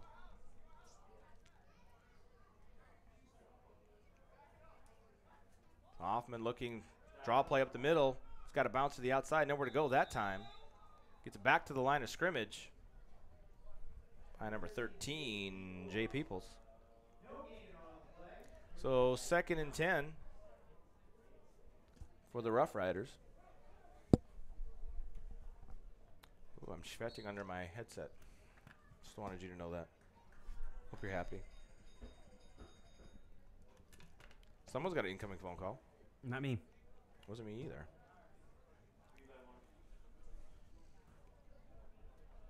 Thank you for this water. You're welcome. I see Victoria Jones working hard carrying water herself. Yeah, she really is. I don't know that she signed up for that. Hoffman rolling right, looking back to his left. Got a man, Perkins in coverage. Pass is incomplete. Perkins was able to break that one up. That was close. Beasley had position on him. Perkins had to come back over and hit him to knock the ball away. So that brings up 3rd and 10 once again. Fargo trying to get off the field on 3rd and long. Although I do think River City's in a position right now, well, they're probably going to take 2 plays to try and get this 10 yards. I was just going to say that. I don't think they have a kicker that can kick it. Oh, really? 47 yards. Well, yeah, I mean, that's a long field goal for this league. We don't have a lot of field goals over the 40-yard mark. 45, I guess, from there. So 3rd and 10 for the Rough Riders.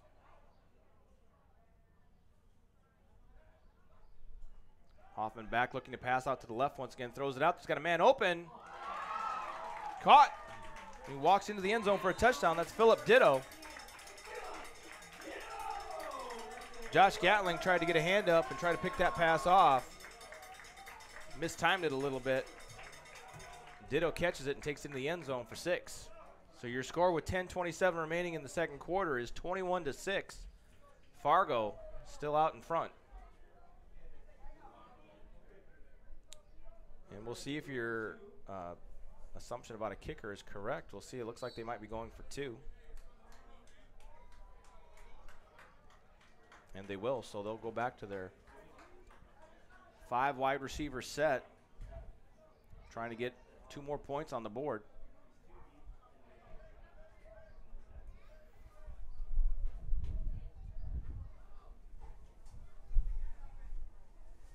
(10:27). Hoffman looking out to get a pass out quick, too high. Intended for Ditto, the gentleman who caught the touchdown. So 10:27 to go in the first half. Your score: Fargo Invaders 21, River City 6. So River City on the board after that last drive, able to convert on a couple of 3rd downs to keep the drive going. And then a little bit of a mistiming play when the receiver was able to catch it behind the defense and still able to walk into the end zone. Let me pull up my Word document. Which one is that one? Skill? Mm-hmm. Okay. Skill Cuts is a 7-chair barbershop located in Fargo, North Dakota. They specialize in all areas of barbering, including, but not limited to, ethnic hair, designs, mohawks, fades, tapers, lineups, and much more. Stop in and see them for all your hair questions. That's Skill Cuts. Also, one of our sponsors is Glacial Peak Cryotherapy. Glacial Peak Cryotherapy provides whole-body cryotherapy, which is the use of ultra-low temperatures for the purpose of quick muscle recovery and medical therapy. The client is placed in a cryo sauna for a short duration of 2 to 3 minutes, which lowers your skin's surface temperature significantly and stimulates receptors. If you're looking for improved health and fast recovery, cryotherapy is your answer. So Jordan Perkins and Cornell King back deep to return this kick. Perkins gets this one inside his 5-yard line. Looking to read his blocks. He slips a little bit on that cut and is taken down inside the 20-yard line at about the 17. So 1st and 10 once again for the Fargo Invaders offense. This time starting inside their own 10 or inside their own 20-yard line, with 10:22 to go in the second quarter. You look like you're gonna say something. 4-minute offense. I'd like to see that now. Even though there's over 10 minutes. I guess you I want feel like so you want to run it twice, is what you're saying. I guess I feel like there's not a whole lot of running game coming from the Yeah. Rough Riders yet. So I'd like to see us assert our will here, grind the clock out, Absolutely. tire that defensive line, do some old school football for the rest of the game. That's what I would like to see. So with injuries to Quan Priestley and I believe Hayden Zenner maybe as well,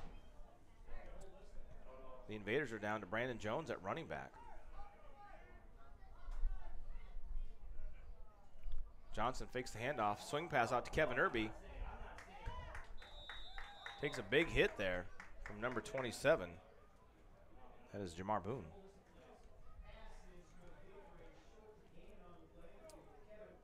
So second and about 9.5, 9 2/3. Minimal gain on that play. 5/8. Maybe 6/7, 8/9. Trips left for the Fargo Invaders. Johnson looking to pass, penalty flag. Pass caught, in and out of the hands of Kevin Irby. Had that one for a big gain over the middle, unable to come up with that one. Penalty flag. You could see his eyes turn upfield. He was looking for that touchdown. Got to complete the catch before you worry about anything else. An illegal shift. I'm not sure how there's an illegal shift when I don't recall anybody shifting. Do you? So penalty is declined. That'll bring up 3rd and 10 for the Invaders at their own 18-yard line. As soon as Mr. Eggert can get that thing to cooperate, Hey. and so show 3rd down, it's showing 4th, but that's not what down it is. The infamous Mr. Buck giving us compliments on our broadcast. Thank you. Nice to hear from you again, Ronnie. So Johnson, draw play to Brandon Jones. Big hole now. Gets to the outside, picks up a block by John Bonney down the sideline. Taken down at about the 32, 33-yard line. That's enough for a Fargo Invaders. 1st down. Caught the Rough Riders there in that draw play. Brandon Jones with a nice run. Gain of about 12 or 13 on that play, it looks like. So 1st and 10. Keeps the clock running for the Invaders.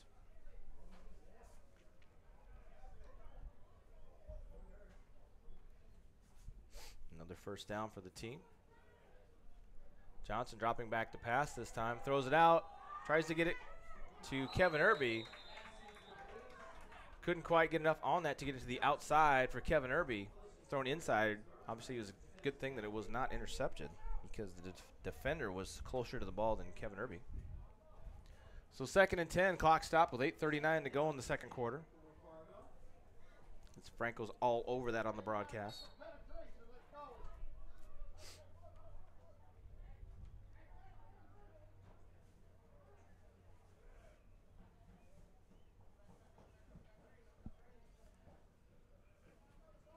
Bad snap. Low snap by Chad McQuaid to Javante Johnson. He's going to just fall on that one. There is a flag on the play. Big loss on that play. We'll see what the penalty is. And it's a holding call. So things go from bad to worse.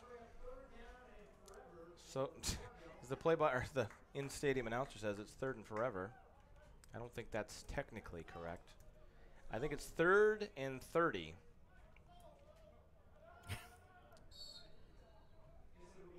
Oh, excuse me, it's 4th down. Nice job.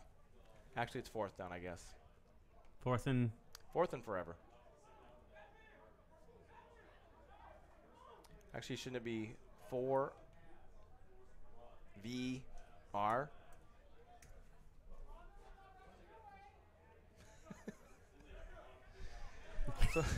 So Lazan Tahir in today for his first punt of the game.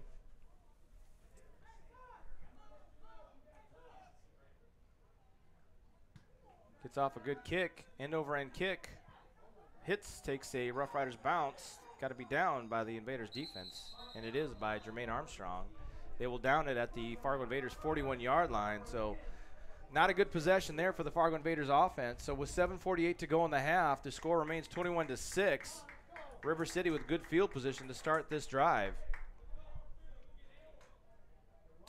We'll see if the Invaders defense made a couple changes and gets ready for this possession.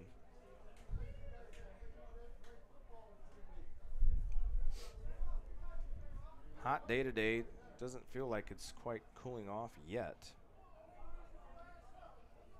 Your Minnesota Twins won today, 9-3 against Cleveland.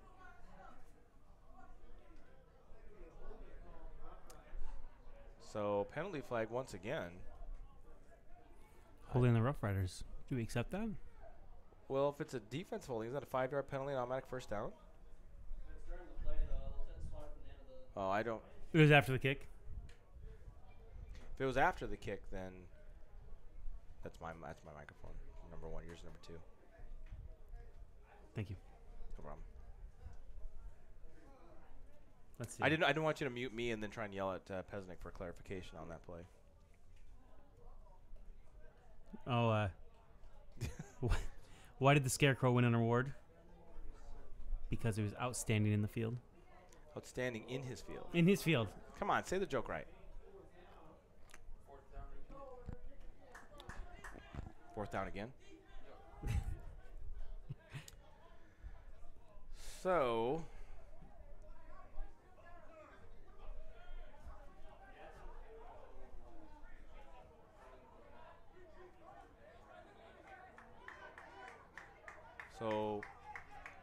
penalty takes the ball all the way out to the 29-yard line.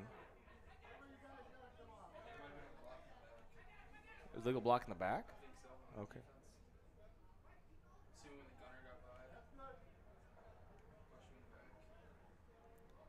So Chris is saying it was an illegal block in the back during the punt or after, after the kick was away. I don't think we have had any kickoff returns for touchdown we hit have this not, year. Johnny. So that changes it to 4th and 13, a better spot for the Invaders to punt from. Try and get that field flipped. So we get our other gunner on the other side into position.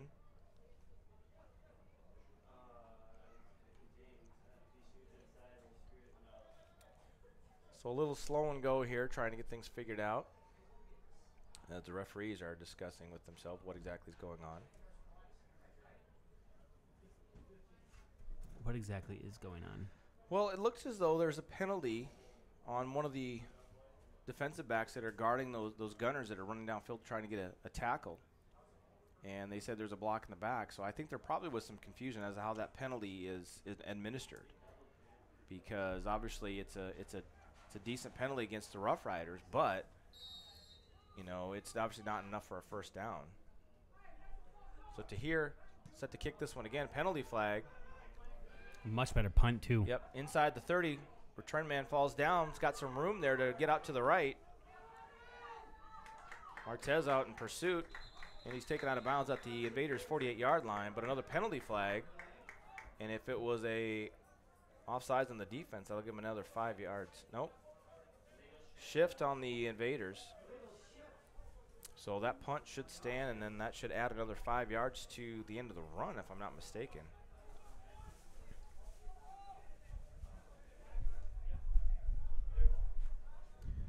So Rough Riders ball. They got in the end zone last time they had the ball.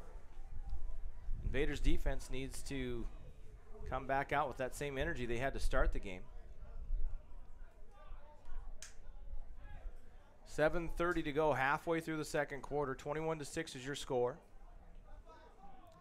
Carl Hoffman and the Rough Riders, as the referees are still getting things sorted out. As they have it spotted correctly originally at the 48, and the 5-yard penalty will move it to the 43-yard line for 1st and 10.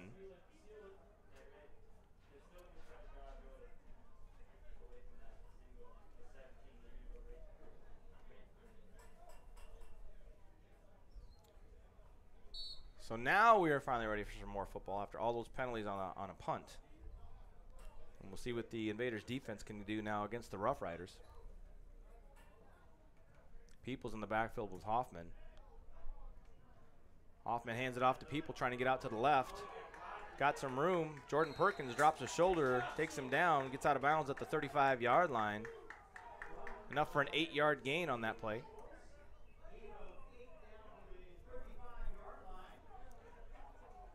So clock running once again now into the 7.5-minute mark.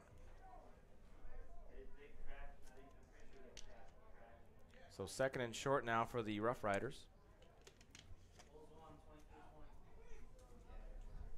We're just getting confirmation that the Northland Bulls beat the St. Paul Pioneers.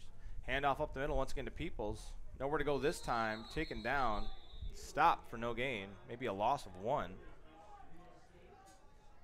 So that's kind of a surprising result, Franco, that the St. Paul Pioneers went to River Falls, Wisconsin, just a short drive from their home field, and came up short in a 23-20 game. I am surprised at that. That's a final then, Matt Pasnick? 23-20. What a game. That would sound like an exciting game today over there in, on the campus of University of Wisconsin, River Falls. That's a great facility. Beautiful stadium. Hoffman looking to pass out to the right, swings out to the back, out of the backfield. Johnny Ware trying to make a tackle, taken down out of bounds by Jermaine Armstrong. Takes out not only the ball carrier, but also the referee along the sidelines, but it looks like that should be enough for Rough Riders first down. Or is it just short? I don't know. It depends on the spot there. Where he's spotting it, it is short. It's fourth down by about a half a yard.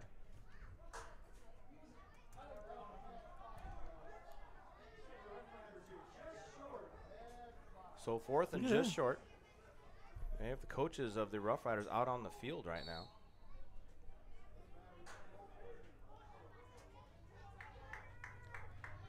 So as the Rough Riders coaching staff, some try to get the next play in for the offense on this fourth down attempt. And the other coaches are clamoring to have a better spot of the ball. So we'll see what the Rough Riders do if they just try and run this ball one more time and pick up the first down. Eric Brown in the backfield with Hoffman this time. Handoff to him. They're going to stop him. Depends on where they spot it. It looks like the Hey, referee they is stopped him. spotting They him did. for a yard loss. So that'll bring up first and 10 now for the Fargo Invaders. Rough Riders unable to convert on that third and somewhat short, and then also the fourth and short.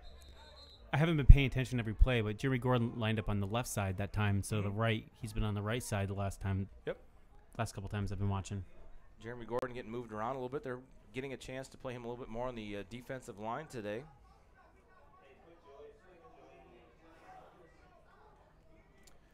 So 5:31 to go in the first half. We've got we have an injured player for the Rough Riders. Number 88 walks off a bit slowly. Hopefully he's okay. 88 is John Robinson, so hopefully John's okay.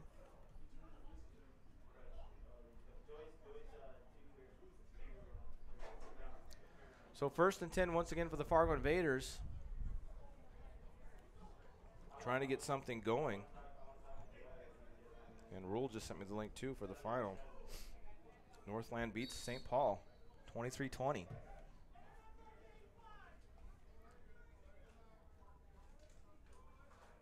Johnson looks over the defense, wants to pass this one out, swings it out to Brandon Jones, able to pick that low pass off, out of bounds, and then thrown down. Gain of about 8 on that play. Now this would be a nice time to have a nice 4-minute offense, Franco. All right. Okay, because we're closer to 4 minutes left in the quarter. Yeah, that's true. I know, right? Clock coming up on the 5-minute mark here in the first half.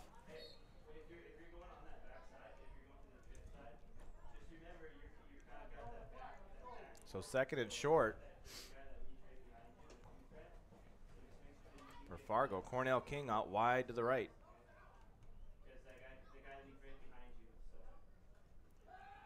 Johnson looking to pass. A lot of time, a lot of room to run. He's going to take this one and run. Still going down the sidelines. Runs out of bounds at the 39-yard line. Stop the clock momentarily, but that's enough for a Fargo Invaders first down. Nice decision right there by Johnson to run the ball. And I think he could have taken a few more yards there, but he really chose to save his body and just take the first down and get out of bounds. I like it.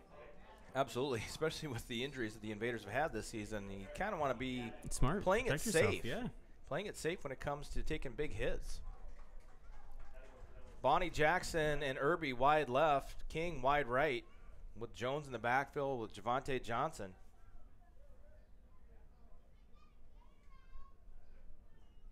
Johnson looking to throw it once again.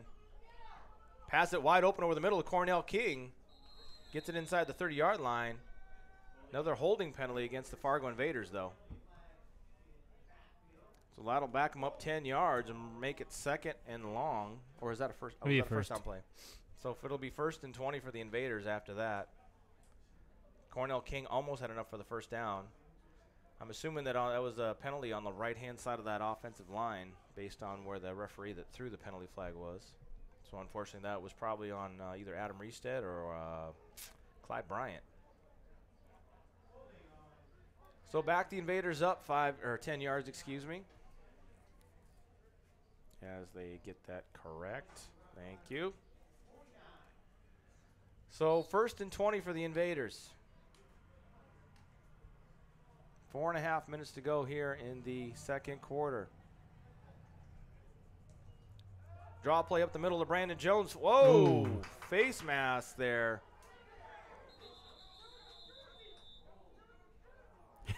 Got some fans saying that was his jersey, but that did not look like a jersey to me. You don't get swung around like that when it's a jersey. Oh, boy.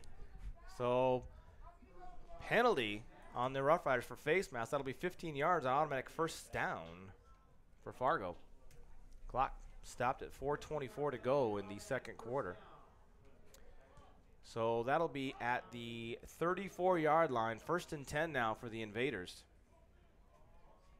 Tailgate Master talking burgers and bacon. We've got some good view or good sound from the crowd here right where we're at, Franco. We'll have to get a crowd mic going.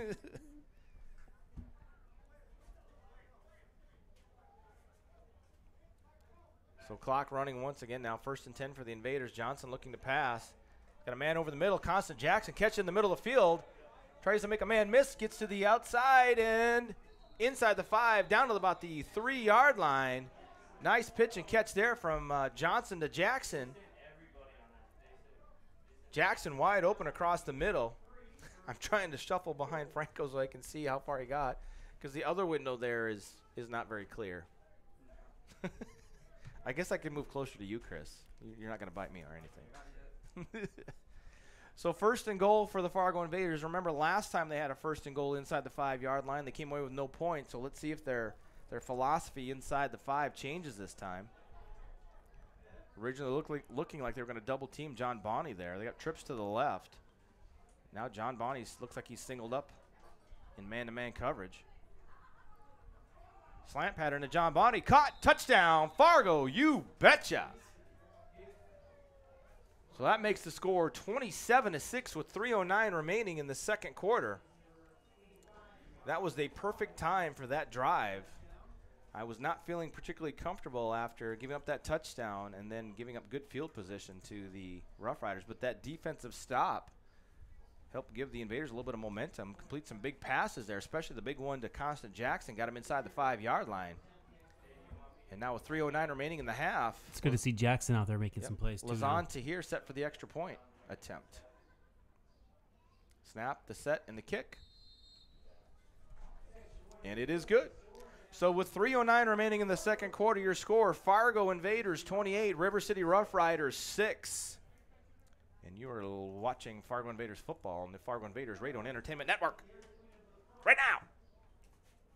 Sorry, is that too much? What? No. Are you watching? You've got love on the screen. Oh. Thank you, Tailgate Master. I'm trying to show him, but he's not paying any attention to me. I'm sorry. I can't. He's like, I had to put up with Franco the entire way down and listen to his sob story about how he had to get up early and drive all the way here. I'm sorry, who was late?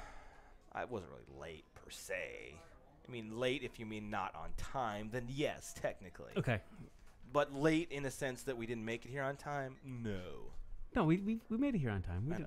It was from my. It's a technicality, so you got me on a technicality. Like when you're caught speeding going 75 and a 55, technically, yeah, I was going too fast. I was still driving within my reasonable means, but you know, technically, if you want to be Technically, if we're the letter of the law, as they say. There's letters? People are just tuning off right now. So John Bonney now with the second touchdown catch of the day, which does put him at 11 touchdown receptions on the year. It's not bad. And Javonte Johnson now has 3 more touchdown passes today. I like the fact that there's no interceptions today Is so he far. leading the league? He's leading the league in passing yards. I knew that. I can look. I think he might be leading the league in touchdown passes as well. I think he was at 14 coming into today. Yes, he was 14, so he's now up to 17. Short kick there by Lazantier. It hits and drops. Finally picked up by number 5. Big block there. Still running. Johnny Ware in pursuit. Johnny Ware forced him out of bounds before he could make it down the sidelines. That was Tyrell Beasley with a very nice return. Picked up a great block across the middle. So 2:59 to go. River City takes over. And after watching film, it seems like there are plays to be made in the kicking game. Unfortunately for today, it's been the River City Rough Riders making some very good returns against this Fargo Invaders return defense. That's something they're going to have to obviously work on. Now I see Josh Gatling switching to going back to his more natural cornerback position and Perkins going back to that safety position. So 1st and 10 for the Rough Riders at the Fargo Invaders 46-yard line. It's nice that we have a little cushion so we can do some of that playing and moving, tinkering around with different positions since we've had all those injuries. See what works. So we've got a few injuries today even, but we've also got some gentlemen that weren't able to make the trip. Obviously, it's a long trip. Some people have work and stuff. Jameis Neal up the middle, blitzes, gets back in the backfield just as soon as Kaufman got the ball. Unfortunately, wasn't able to make a play, but timed it perfectly there, which was really the impressive part. Hoffman, after taking that snap. What's going on? Exactly. You don't normally see a guy with the other color jersey all right there in the backfield with you as soon as you're getting the snap. Clock running, coming up on that 2-minute warning here in the first half.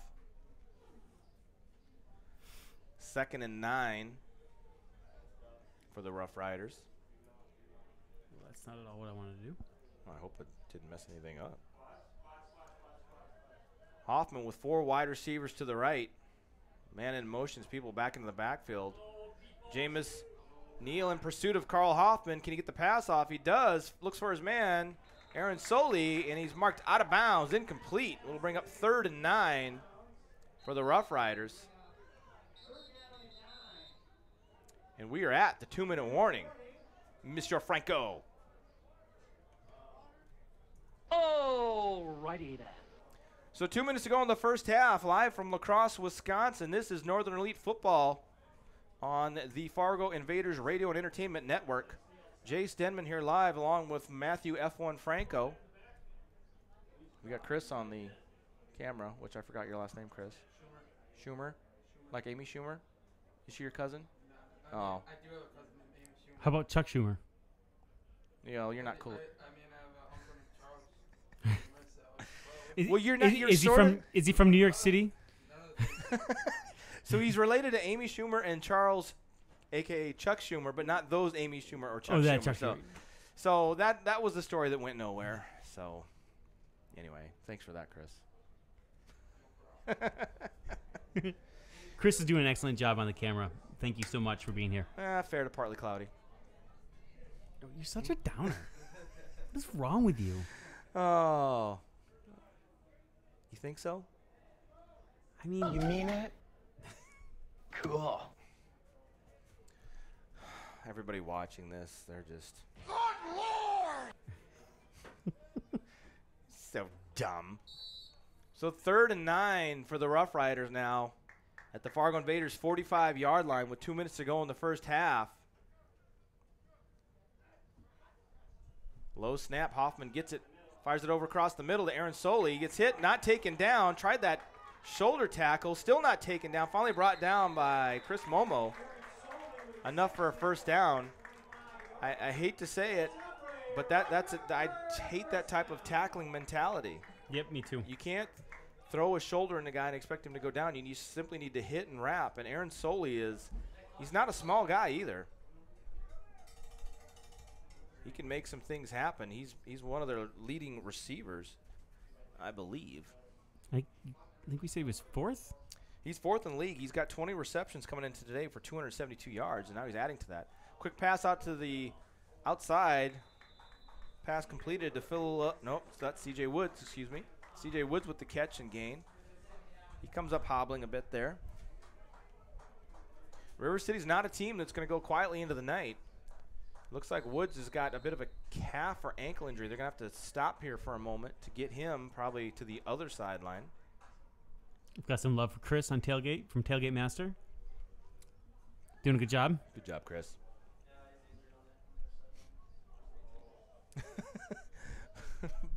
Buck is not happy with the speed of things. Does not want people walking. He's said that a few times this season. Mm-hmm. There it is.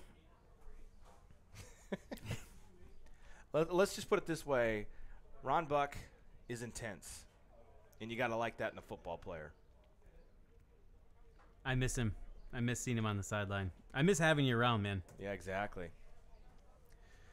So 2nd and 5 now for the Rough Riders after back-to-back completions. Once again, they are just on the fringe, if not just inside the red zone at the 20-yard line. So the Fargo Invaders defense has got another minute and a half to try and make it through and prevent a score before halftime.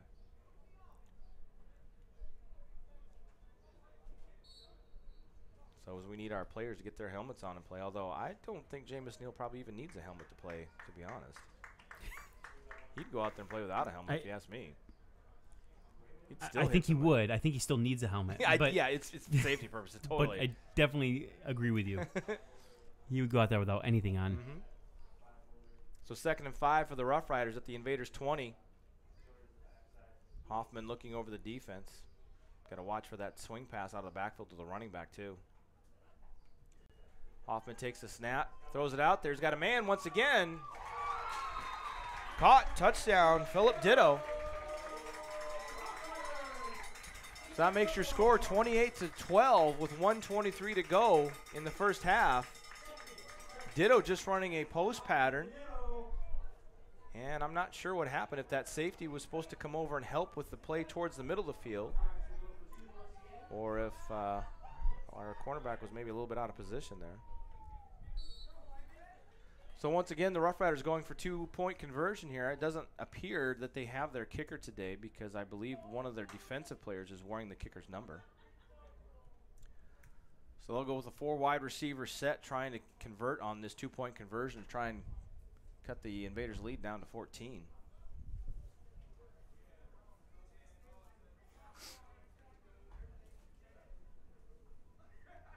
Hoffman looking to pass.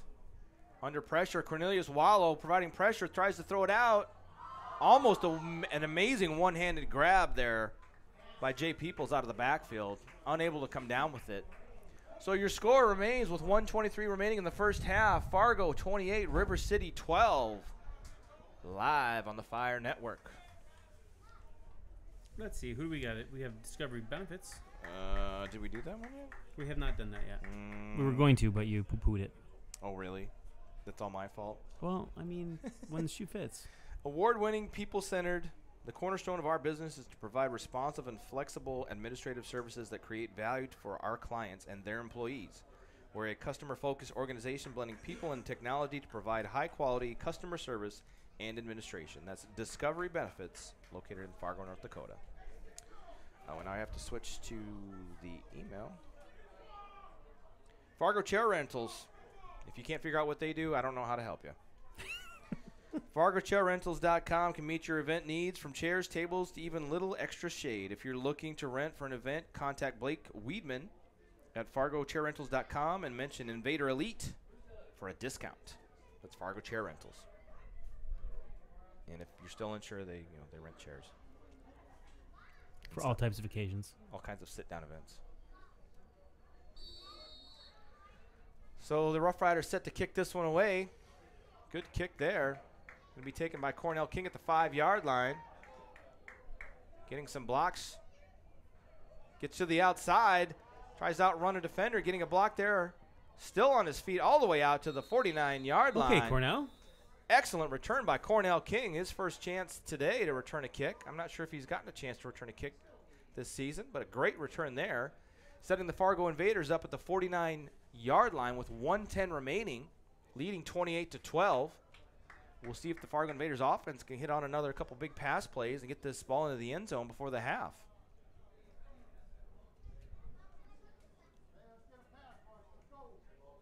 As the crowd asks for a pass rush.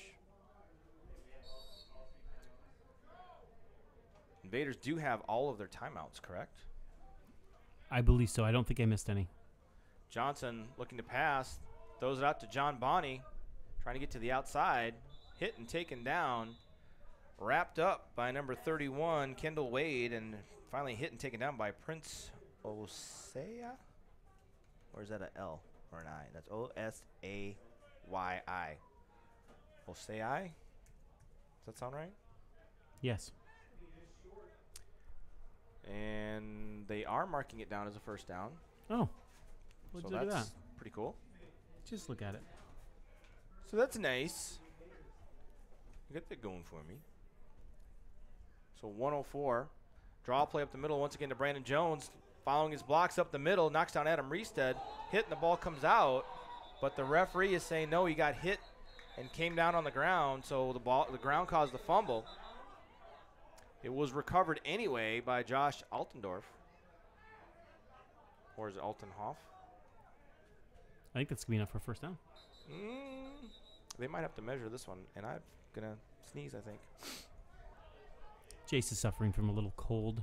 Of a man cold, as it's been told to me. I've been hearing about it all week.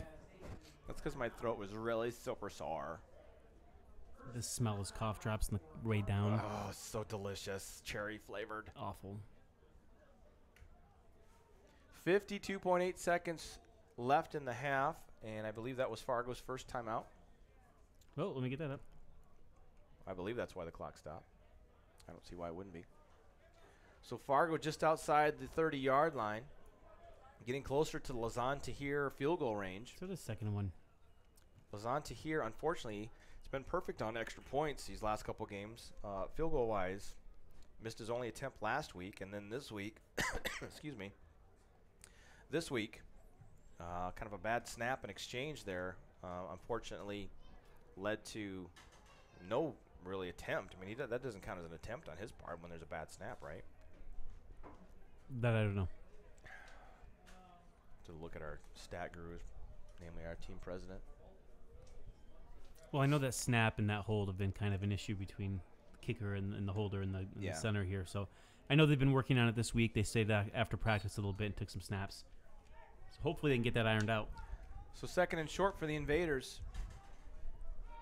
Johnson looking to pass. Over the middle's got Constant Jackson, who's going to walk into the end zone there after getting hit late there. But that's another Fargo Invaders touchdown. You betcha. 48.4 seconds remaining in the half. And just like that, Fargo responds to River City's last touchdown. He was wide open. Found man. Constant Jackson strolling across the middle. Decided to go for a run and ran to the end zone. So 34-12 is your score now as Lazan Tahir gets set to attempt another extra point. So we can just put all that field goal talk aside, Franco. Were we talking about field goals? I was, but you weren't listening to me as always. It's like I'm talking to hear myself talk. I know.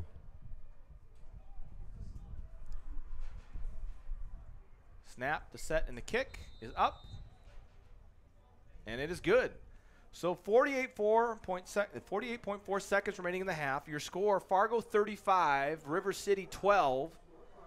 Fargo Invaders football on the Fargo Invaders Radio and Entertainment Network. I don't remember how I cut this one, but I thought I had one set. Welcome to the songs.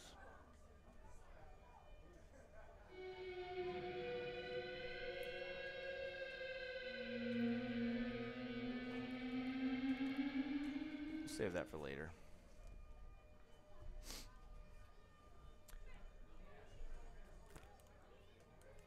Am I hearing the train? Is that what I'm hearing? I think it's something else. It's not us. So Fargo Invaders strike again on a long touchdown pass to Constant Jackson. And they lead 35-12 right now.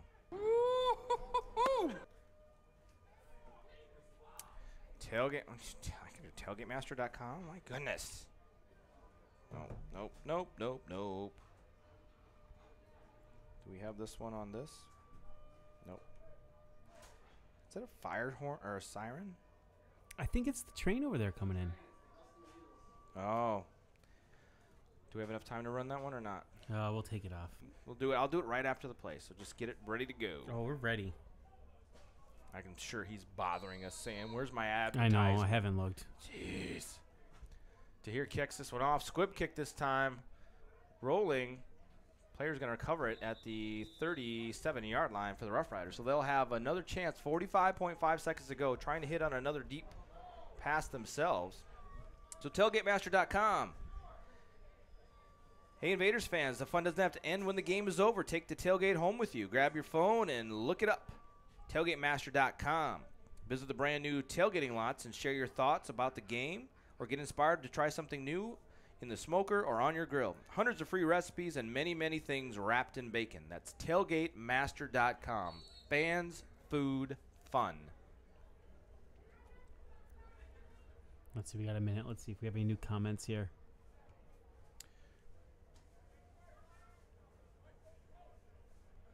So, yeah, this has been a good offensive performance by the Invaders. It's been a little kind of, I don't know if there's been some miscommunications on defense, but it seemed as though that Ditto has been able to catch passes in positions to easily find his way into the end zone.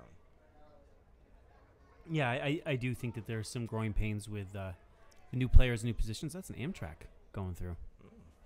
Get on your Amtrak and ride. So Hoffman with nobody in the backfield. Under pressure, Gordon and Wallow. Terrene Smith just throws this one away. Look, if I'm playing football and Terrene Smith, Jeremy Gordon, and Cornelius Wallow are chasing me, I'm running for my life as well. And doing the exact same thing. I might just hand them the ball and just say, "Get out." I'm just going to get out of the way, dude. Yeah, I'm good. Those are some big boys out there. Good pass rush that time by the Fargo Invaders defensive line. So 39 seconds now left on the clock before half. Invaders defense trying to close this half without any big plays or anything given up. I think they're kind of set more into coverage. I do think it's worth pointing out that Anthony Antonio's brother, Michael Antonio, is out there playing linebacker for us today. Love the family love. And what's better than Tonio? Dos Tonios. Pressure up the middle once again. Throws it out quickly. Too high. Jermaine Armstrong would have been there for the big hit on the receiver. Pass intended for Zach Kleinfeld. So that brings up 3rd and 10, 35.2 seconds remaining. Invaders defense trying to force a mistake by Hoffman. Maybe even get the ball back one more time before halftime. And from the jump, it seems as though the Fargo Invaders have been in control of this game, although they've given a little sliver of hope at times to the Rough Riders with those 2 touchdown passes. But leading comfortably right now, 35-12 in the second quarter.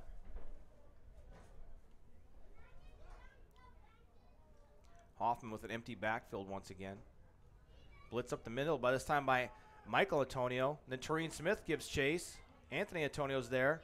And now it's picked up by Jermaine Armstrong again.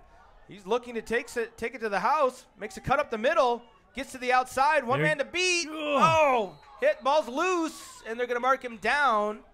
18.3 seconds left in the half with the Fargo Invaders. Interception returned by Jermaine Armstrong are inside the red zone once again.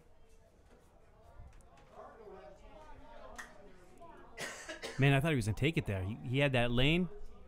He did, and the only person between him and scoring another touchdown was Philip Ditto, who has 2 touchdown receptions himself, came up with a big touchdown preventing play there. So we'll see what the coach decides to try right here with 18.3 seconds left to go. Probably a couple shots to the end zone, and I would say. then if anything, give Lazan to here finally a chance at a field goal. We should have 2 timeouts left. Johnson, with a lot of time to throw, tries to pass that one to John Bonney. Tried to throw it to him at the 5-yard line. I mean, if John can make a guy miss, then he could possibly get in the end zone, but I would prefer that you just throw the ball into the end zone. Ouch. That's going to leave a mark. I'm okay. He's okay. It's some tight quarters up here tonight, guys. I don't have any quarters, just, a couple dollar bills. Johnson once again looking for Bonney. Hit from behind, overthrows John Bonney in the end zone that time. Not quite enough time for Johnson to set his feet and get an accurate throw. 10.3 seconds to go in the half. Invaders will probably try and run one more play here and then bring out the field goal unit. I would personally like to see the field goal unit out there just to practice more on those kicks. I mean, I know extra points have been fine, but I want a touchdown. Well, don't be greedy. I am. You get what you get, and you That's won't fine. have a fit. 2 wide receivers each side of the formation this time for Johnson. Low snap. Gonna have to run. Nowhere to go. Taken down at the 20-yard line. Timeout called by the Invaders. We do have our backup center in today, starting today. That was a low snap by Chad McQuaid. He's filling in for starting center Antoine Adams. Bear. As with everybody in semi-pro football, we all got lives outside of the game. We do? Yeah, sometimes.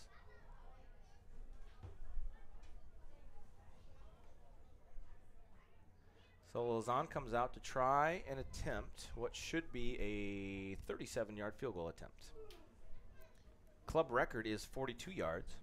Thank you. Minnesota State University Moorhead alum Lazan Tahir.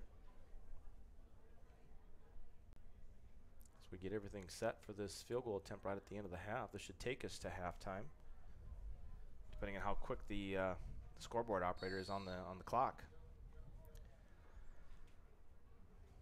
Lazan was making them from 42, maybe 52 yards today. Snap of the set and the kick. Finds its way through, and it is good. So 2.2 seconds remaining in the half. Your score now is Fargo Invaders 38. The River City Rough Riders 12. So not exactly the outcome that we had hoped for with that good a field position. Not at all. So there's a couple possessions inside the 20 today where we've had no points when we had the penalty in the end zone, and we missed the field goal attempt because of a kind of a bad snap exchange. And then this time we get into the red zone and weren't able to get into the end zone. Did get 3 points out of it though, so that's better than none. So there's 11 points on the board that we could have had. Although if Jermaine would have just ran it into the end zone. I mean, if he would have just I mean, what is he thinking? would have made our jobs easier. Exactly. So 2.2 seconds remaining. Should be another kind of a squibber kick, I would assume, from Lazan to here to end this half. And to start the second half, the Fargo Invaders will get the ball. Started at 6 o'clock, Franco, and it's already 7:47. Are you going to go down at the halftime and tell the coach to just knock it off and get the clock running? I'm not. He kicked the demons out of that ball. Yes, he did, Ron.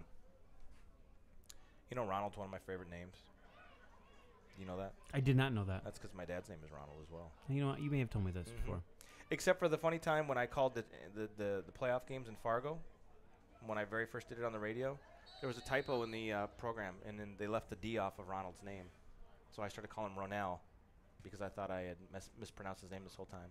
I'm sure he loved that. Ball squibbed along by Tahir, picked up by the return man, trying to get out wide. Michael Antonio trying to make the tackle and brings him down by his jersey, and that is halftime. Wow. There's some strength there. Absolutely. So at the end of the first half, the Fargo Invaders lead 38-12 over the River City Rough Riders here in La Crosse, Wisconsin. Franco, are you going to put on just mute our microphones and That's what I'm going to do. We'll be back in about 10 minutes. 12 to 15 minutes, I believe. So we'll be back. So stay tuned for the second half of this exciting football game.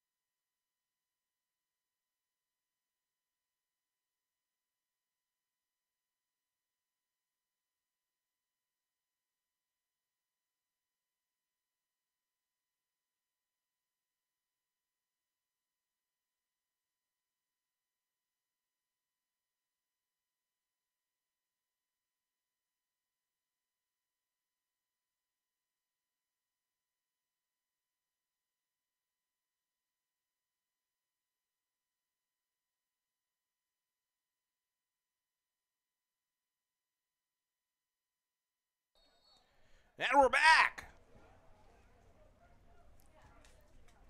Onside kick this time, and no one goes for the ball for the Invaders, and that will be Rough Riders' ball. Well, that's not a great start. No, that is less than ideal. The problem I had with that one, though, is the fact that there was an onside kick, and we only had two guys there in the middle, or in the middle-ish, and nobody really made a step towards that ball.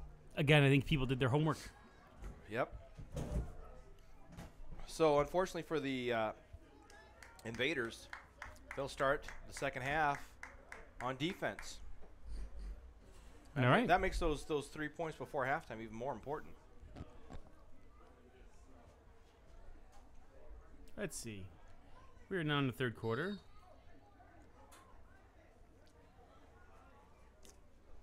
As I still finish up my halftime lunch. So the Rough Riders start this half, 1st and 10 at the Fargo Invaders 49-yard line after catching the Invaders off guard with that onside kick. Trailing by 26 right now. Invaders cannot give them any chance to get any momentum here. 2 men in motion. They're going to have to reset. Hoffman takes the snap, looking out to throw this pass. And it is picked off by Tareen Smith. And he's taken down. So just like that, the Fargo Invaders get the ball back after missing out on that onside kick. So Tareen Smith, who I just spoke to at halftime, was disappointed in his ability to get his hands on the quarterback. This time gets his hands on the ball. He made good on his word. Well, he didn't say he was going to pick up the He pass. did. He told me. No, he did not. He told me he was going to start making plays. I don't believe you at all. God, I cannot believe I work with you. I can't believe it either. There we go. Hey now! All the way down to the 40-yard line by Tareen Smith.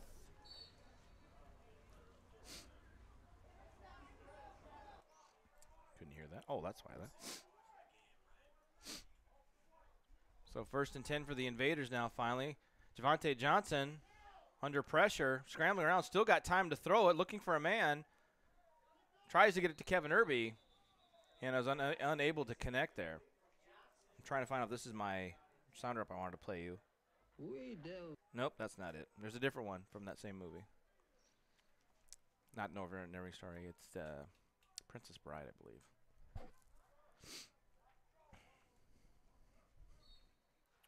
So 2nd and 10 for the Invaders.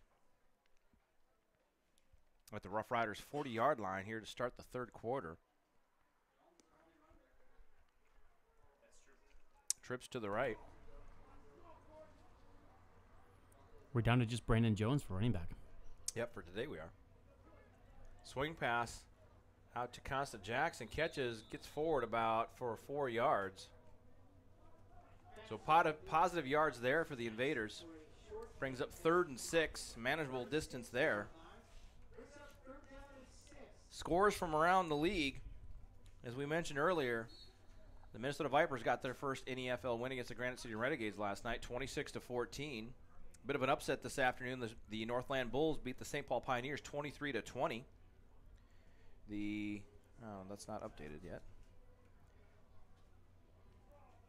Fox Valley Force lead them, the Med City Freeze, 14-8 currently. Johnson looking to pass, throws it out to Kevin Irby. Caught for the first down, taken down at the 28-yard line. Got a bad spot. They're going to mark him out of bounds, or mark him down at the 29. I do believe we were told that who won the Stampede Warriors game? Was that final? Stampede did 10-7. 10-7. Sioux City beat the Minneapolis Warriors. I think no, 12-7. I'm sorry. But that's the final? That's the final. Gotcha. So Sioux City continues their winning streak, getting a little help today from the Northland Bulls to take over sole possession of first place in the league. Draw play to Brandon Jones, breaks it to the outside, still running, trying to get to the down the sideline, preventing once again from someone grabbing that face mask of his. Part of that is because some of these guys are kind of tall, so they reach out with their hands and they can't grab Brandon. They just kind of grab his face mask. He's a bit short. Taller than me. He is. I think that he was accused of being a middle schooler at halftime. He was. which he takes very All in lightly. stride. Good heart. Lighthearted. So Kevin Irby comes out. Josh Gatling gets the chance to come in at wide receiver.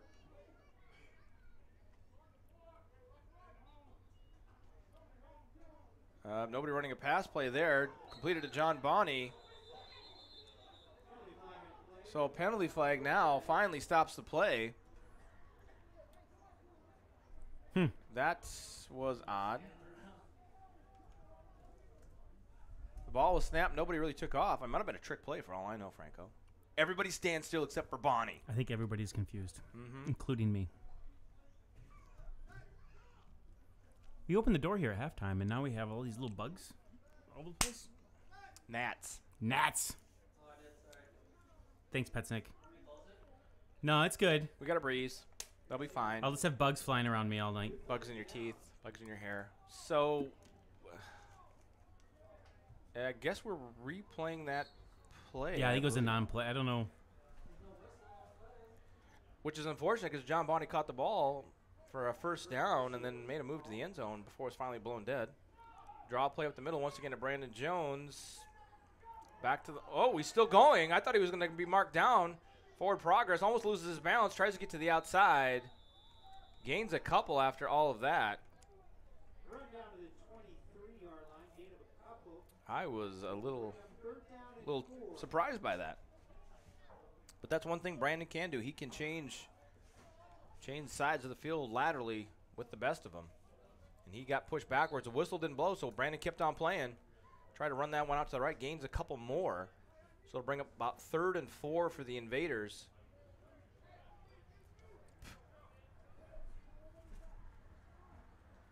Invaders offense kind of running out of people. I see Derek Alexander in the backfield.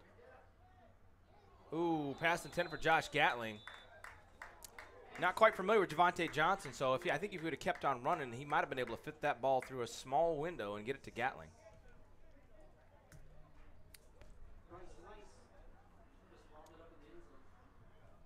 So the Invaders send out the field goal kicking unit, trying to get some points here to start the second half. And Lazan is going to set this one up at the 31-yard line. Not quite the distance for tying the Fargo Invaders record, but this will be a 41-yard attempt for Lazan to hear. Here's the snap, the set, and the kick. And it is good. So Lazan here almost ties the team record for field goal distance with a 41-yard field goal. So with 12-12 remaining in the third quarter, your score is now 41-12, Fargo leading River City. So nice to see Lazan connecting on his last 2 field goal attempts. Bringing the score up to a 29-point lead if my math is correct. Is it correct? It looks correct. You sure about that? 29. No. Yes. I don't know. 29 points. Maybe. Thank you. Let's right. go, Fargo. Oh, that's just you clapping. My favorite one is let's go state. Especially when we're playing SDSU. That doesn't affect me because I didn't go to that school. No, I know, but I'm just saying they're saying let's go state, but both teams are state. Our team president, Matt Pesnick, is pointing out NDSU cheers, which I don't even care. We don't even care. Bugs getting ya? Yeah, I got one. I killed one. Flies biting? Got it.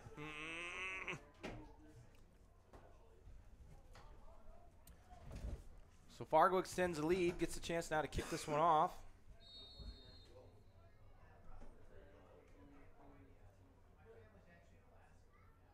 Tahir boots this one deep with the wind at his back. It's going to go into the end zone and out of it for a touchback.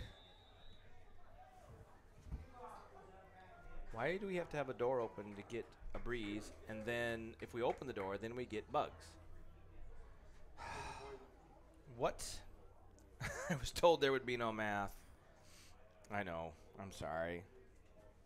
But you know what? Oops. You guys are doing good. Thank you.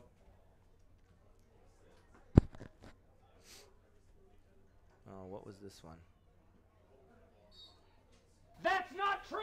No, it's true. It was 29 points, and we're doing fine. We're doing okay. Okay? Okay. Okay. All right. Okay. Rough Riders shuffling people in and out. Rough Riders seem to be a bit out of sorts here against the Invaders. Got him. Got him. Kind of getting to be a war zone up here. I know, right? Us against the Flies. Hoffman hands the ball up the middle to Peoples, breaks it to the outside, running, and enough for a first down before being pushed out of bounds by Joe Yeagert. So first down for the Rough Riders on their second offensive play of the half. Jay Peoples on the carry. Stop checking your messages. No one cares. Oh, Franco. Oh, look at What? Huh? What? the Destiny crew. Oh, of course. Those who don't know, don't know. But we know. And you know that we know. And I know that you know. So 11:27 and counting. Trips right for the Rough Riders. Hoffman fakes the handoff. Pressure. Rolls to his right to escape the pressure. Is going to have to just tuck it and run out of bounds. I think he's taken out of bounds at the 30. My only question is, does that go down as a sack? Sacked by Cornelius Wallow. You got to get up high to get down Wallow. The big guy. Big man moving, putting the pressure on the quarterback, Carl Hoffman. Yay, go team. Schvetting. Got him. Got him. Not only am I running the production, I am killing gnats. Yeah, he's keeping him off me right now, which is nice. He's also fanning me. And I'm able to sit up here in comfort and make commentary on this game. It's fantastic. I know, right? Who wouldn't want to work with me? Trips right once again for Hoffman. 2nd and 11. Hoffman looking to set up a screen. Overthrows Peoples. Pressure applied that time by Taurine Smith and Jameis Neal.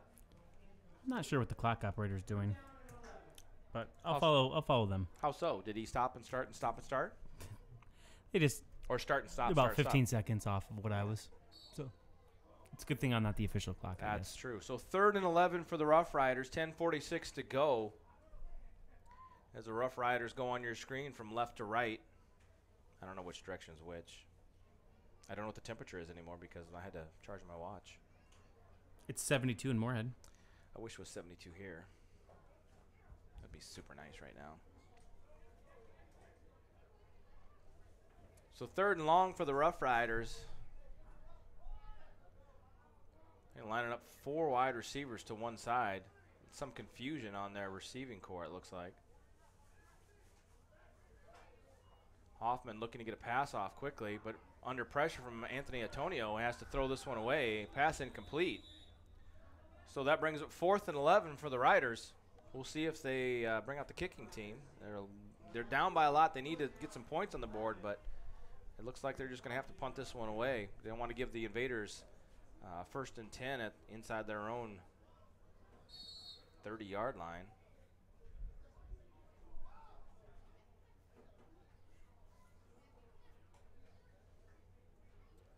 So we'll see. Yeah, that seems like that'd be a bad decision early in the 3rd. Yep. As the Rough Riders try and get their special teams unit set. So do the Fargo Invaders. Jordan Perkins back deep to return this kick. Jermaine Armstrong and Michael Antonio, 2 of the upmen there to try and provide some blocking for him. We'll see if the Invaders can get a return. High snap over the kicker's head. Rolling back to the 5. He's going to have to try and run it. Probably should have actually tried to even kick that one. So a bad snap on the Rough Riders' part. Kicker tries to have to make something happen. Has to make something happen. And that sets up the Fargo Invaders 1st and goal just inside the 10-yard line here early in the second half. We'll see what the Invaders try and do now. That's karma for the onside kick. You think so? Something. Interesting. No?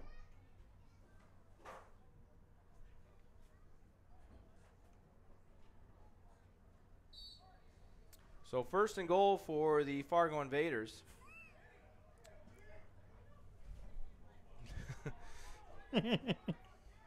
Trips to the left. So we get the offensive line and the tight end set.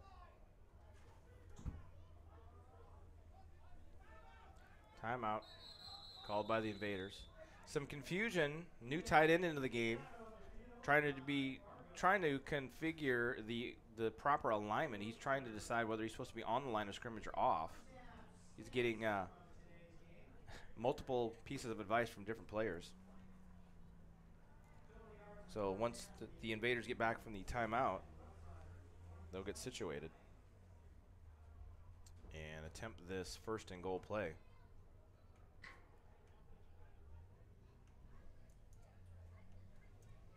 Why are you so busy working? My mother was texting me. She wanted to be able to watch the game. Mrs. Franco, I need someone to talk to, and you're taking your son away from what he's supposed to be doing. They were playing bingo this evening. Oh, I hope they win big. I hope so too. All right, now we've got our proper alignment for the offense. Brandon Jones in the backfield. Javonte Johnson rolling right, looking for a man open. He's just going to have to tuck that one and run for a gain. Looked like he wanted to get that ball to John Bonney. Constant Jackson was along that back of the end zone. Unfortunately, Johnson couldn't see him. I'm not sure if he could have got him the ball.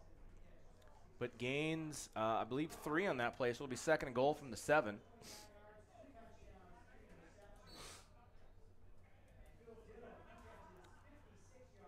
So second and goal for the Fargo Invaders. See if they work on any extra plays here that they can perfect in this red zone situation, since red zone scoring has been a little bit of an issue for the Invaders. Got double coverage to John Bonney on the outside. Blitz coming. Johnson throws it out for John Bonney, catches it, and he is marked out of bounds inside the 1, about a foot short of the touchdown. One thing I've noticed is that if the Fargo Invaders get that matchup they like with John Bonney on the outside, they might hit him on a slant pattern if he's got one-on-one coverage. But if they bring that safety over to shade him towards the middle to prevent that, then they'll just run the route to the outside and throw it up for grabs, since John Bonney's usually got a height advantage on that cornerback. So third and goal from inside the 1-yard line. We'll see what the Invaders try and do here. They got 3 wide receivers out wide right with only 2 cornerbacks. And a pass underthrown by Javonte Johnson. That brings up 4th down. So 4th and literally inches away from another touchdown. We'll see what the Invaders try to do here on this play. I liked what I saw from that pre-snap read there. I mean, 3 wide receivers out to the right with only 2 defensive backs covering. Unfortunately, Johnson didn't get enough on that throw to get it to his receiver. I wouldn't be opposed to a play action and roll out. Johnson under center. Tries to sneak this one in, dives forward. They're going to mark him short.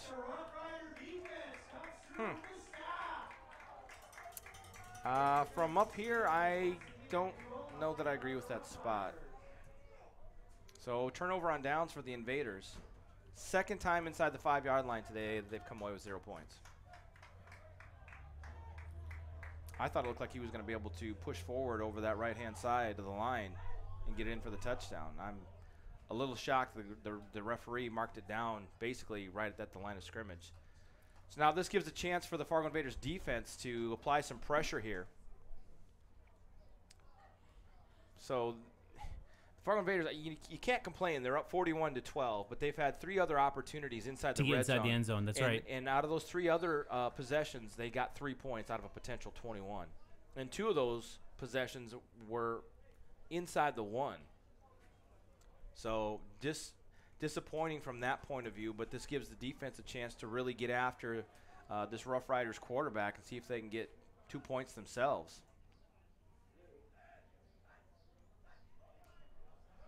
Handoff up the middle. Penalty flag is going to be encroachment or offsides on the defense. Taken down by Jermaine Armstrong, but there'll be offsides on the Invaders, and that'll give the Rough Riders a little bit of breathing room. Instead of snapping the ball into their own end zone, they'll be snapping it inside the 5. Inside the 5, right at the goal line.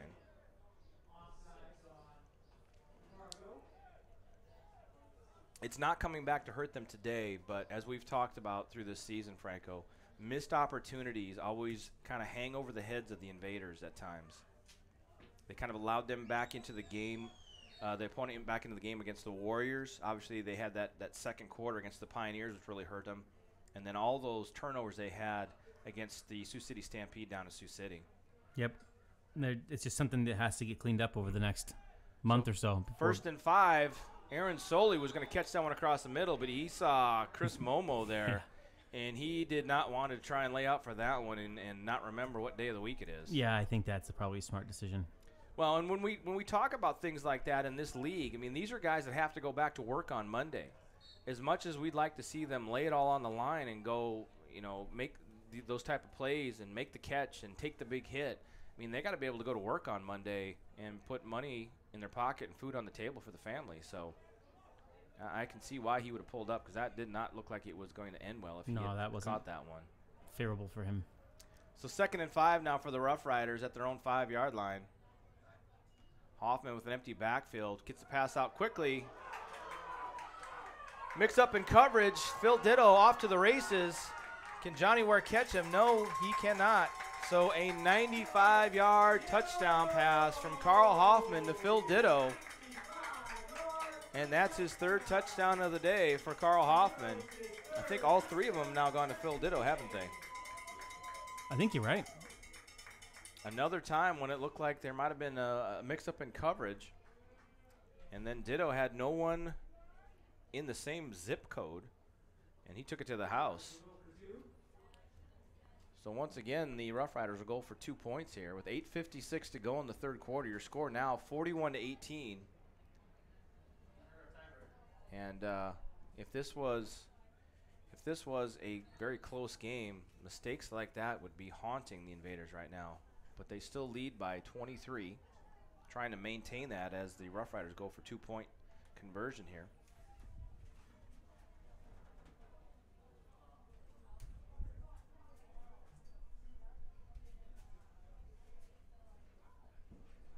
So Hoffman looks over the defense, looking out to his left, tries to throw it, and it is incomplete. I'm not sure if Josh Gatlin caught that one. Yeah, he can't return that. Which is weird, because every other rule in this NFL is NFL based, but the one rule we do not have is the blocked extra point or turnover on an extra point attempt in return for 2 points, which is kind of bizarre. If you're going to take all those other rules, you leave that one off. So the score remains 41-18. Fargo leading River City here in La Crosse, Wisconsin. Not quite at the midway point of the 3rd quarter. 8:27 p.m., Franco. Just so you know. 8:27? Mm-hmm. We were expecting this game to be done by about 9, and we're a long ways from that, my friend.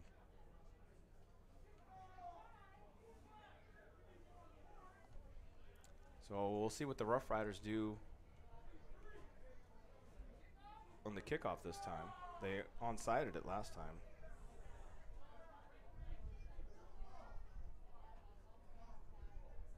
I'm not sure what Peoples was talking to the referee about. I do find it a little bit odd that the Fargo Invaders return team is not at the 45-yard line, because all it takes is 10 yards to be able to become a live ball.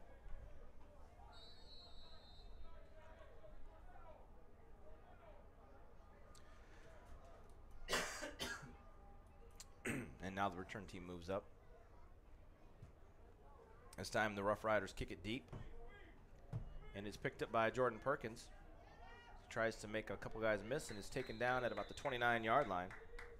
So the Fargo Invaders will start their next possession at their own 29-yard line, leading 41-18 with 8:51 to go in the 3rd quarter.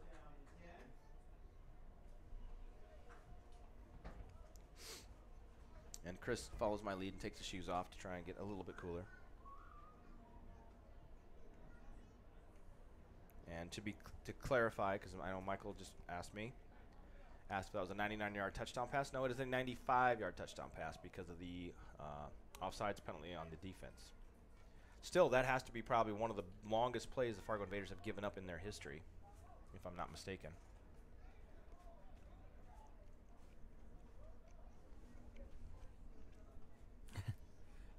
Johnny Gray wants us to hand off to Wallow. I think that might not be a bad idea. That could be a good goal line play. That's right. I think that that's a little bit down on the queue here. So A little bit.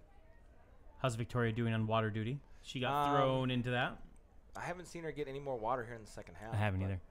She's doing fine, by the way. Pass out to Kevin Irby, caught at the outside the 30-yard line. Still gone his feet, taken out to about the 36. Gain of about 7 on that play on first down, so that brings up 2nd and 3. And you'd have to say at this point, other than kind of some of the draw plays that the Invaders have been running for the running game, you almost have to go to that short passing game kind of to substitute for the running game. Yep. Get your playmakers out in space to make something happen. Being a New York Giants fan, that's what we did for the past 2 seasons, and it didn't work out very well for us. 3-13 season. So I would like to see this running game. I don't like deja vu. Yeah. So loss of 1 on the play by Brandon Jones on that draw play. Invaders kind of going to the well quite often with that play. It's been successful today, though. So 3rd and 4 for the Invaders. As I struggle with a frog in my throat. Should get a sound drop for that. I know, right? 4 wide receivers for Johnson, looking to pass. He's got some space to run. Going to try to get to the outside and down the sidelines, and down he goes. There he goes. Makes a man miss, still going, and taken out at the 39-yard line of the River City Rough Riders. That's enough for a Fargo Invaders first down. What a great run. And that's what you like to see out of Javante Johnson, is that decision to take that ball and just run it. He's got to be one of the faster quarterbacks in this league. And we do have some good running quarterbacks in this league. Cleveland McCoy. I believe Dorian Ballantyne from the Sioux City Stampede can run the ball a little bit. Last year, Arrington Scott was a very mobile quarterback, caused a lot of problems for a lot of teams. Are we in hurry up? We are. We're in hurry up. Delayed handoff to the outside. Izzy gets a block on the outside. Cornell King tries to get a block. And Brandon Jones is only able to gain a yard on that play. Going back to Javante, again, what I really love about him is he's not a run-first quarterback. He really wants to stay behind that line and make the pass. But I just love it that he can take off and make some things happen. Make some things happen. And when you have a dual-threat quarterback like that, it really causes problems for the defense. Johnson looking to throw this time, has time. Throws over across the middle to Kevin Irby, wide open over the middle. Right in the end zone, reservations for 6. Kevin Irby, wearing the number 15 today, gets into the end zone for his first touchdown today. 6:09 remaining in the third quarter. Your score now, Fargo 47, River City 18. And I believe, Franco, each time River City has gotten a big play and gotten a touchdown, Fargo has come back right away and been able on to that answer. next drive That's right. and answer. That's right. Which is really great to see. Yeah. Macho. So Lazan Tahir goes out to attempt his 6th extra point today, I believe. So as they continue to work him and Javante Johnson and Chad McQuaid. Snap, set, and the kick is up. And it's good.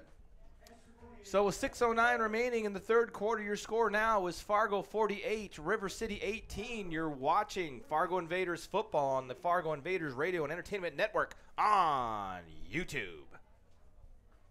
Oh my gosh, really? These guys? Do you know what those guys are like? I heard something about them. Yeah, I can't even put into words. Moorhead Massage and Wellness Center, healing community space. Here to help you find health and happiness in your body, mind, and spirit. Providing massage, specialized treatments, infrared sauna, yoga, dance, and more to bring wellness to your body and life. Remember, it's not my Vedic or your Vedic. It's Ayurvedic massage. Moorhead Massage and Wellness. Fargo Spine and Rehabilitation. with Dr. Mark Vane.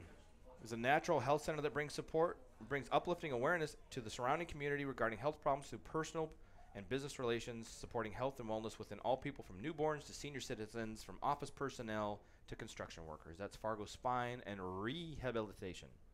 Not habilitation, but rehabilitation. Thank you for clarifying. I know, because some people might want to just go for habilitation, and they don't do that. They don't do that there. They do rehabilitation. We'll have to get a sponsor that does the Exactly. habilitation. If there's anybody watching that does habilitation, please let us know. We'd love to have you as a sponsor. Tahir set to kick this one away. Gets a good kick this time. End over end kicked. Taken at the goal line by Beasley. Tries to make a couple moves, still on his feet, out past the 30-yard line and out to about the 32, 33-yard line.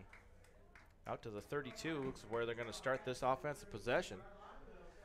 So 6:01 remaining in the third quarter. 48-18 is your score. Fargo in control today. And as we've said, with injuries and the long trip down here, well, please don't unplug that. Mr. Franco will go Hulk mode on that. No. Fargo's been in control since their first possession of the game, followed up by an interception return for a touchdown that set them up nicely with a 14-0 lead. And they've been adding to that lead throughout the day. And just as we had talked earlier, I do see Victoria on the way to fill up the water jug one more time. Go, Victoria, go. I hope she watches this later. Sits down with her son and shows him the stream. Lets him know that mommy can get the water. Swing out of the backfield. Taken down in the backfield. Okay. Trying to rip the ball away by Joe Yeagert. So Peoples with the reception. Unfortunately, it's a loss of 4, or is that 3? Can't tell where he's standing. Marking it at.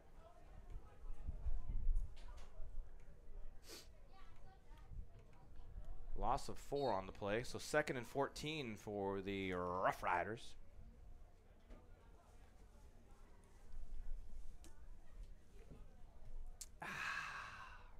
How's that? Cool, refreshing drink. Diet Mountain Dew. Hey, they don't sponsor us. Don't tell them what I'm drinking. Maybe we should call them. I know, right? Hey, you want to sponsor us? I drink Dew. Do the Dew. Hoffman with no backs in the backfield. Jameis Neal providing pressure along with the rest of that defensive line. Pass is thrown up and out of bounds. I don't know how many times he's done that today. Under pressure, just throwing that one out of bounds to make sure that there's no big loss on the play. Looked like Jameis Neal, Tareen Smith, and I believe Chris Momo were in the backfield chasing after him. It was good to see Jameis not leave his feet there so he could continue pursuing the quarterback there. Because otherwise, we've seen it where defender leaves his feet and then the quarterback's able to make a play down the field. That way he wasn't able to do it. Constantly chasing him, forcing him to keep running and also head toward the sidelines. Clock currently stopped with 5 minutes remaining in the third quarter. I mean, I think to some extent, Franco, we're going to set a record for kind of longest game. I mean, I'm so glad we're 7 hours from home. Oh yeah, exactly. Well, if this game goes in overtime, that would be it wouldn't get done until just midnight of regulation because they'd have to score early and often. Hoffman looking out to the middle of the field, pass is caught, complete. And he's going to be close to a first down, but I think he's going to be about a yard short. So that brings up 4th and short now for the Rough Riders. My parents are watching, so just know we will be safe when we drive home. Hello, Mr. and Mrs. Franco. Nice to hear from you again. Parents love me, by the way. Your dad just thought I was hilarious. You're pretty funny looking. Well, looks aren't everything. Wait till we get the camera on your eye. Oh, jeez. It's not. It would be better if it was a better story. Yeah, you should see the other guy. Get that off of there. So 4th and 1. Hoffman with 5 wide receivers. Here's a situation you got to be concerned with, that possibly a quarterback draw. Hoffman back to pass. Pump fakes. Trying to get the pass deep. Pass is caught for the first down. Peoples with the catch. Jordan Perkins in coverage there. Hoffman extended the play long enough to get that first down.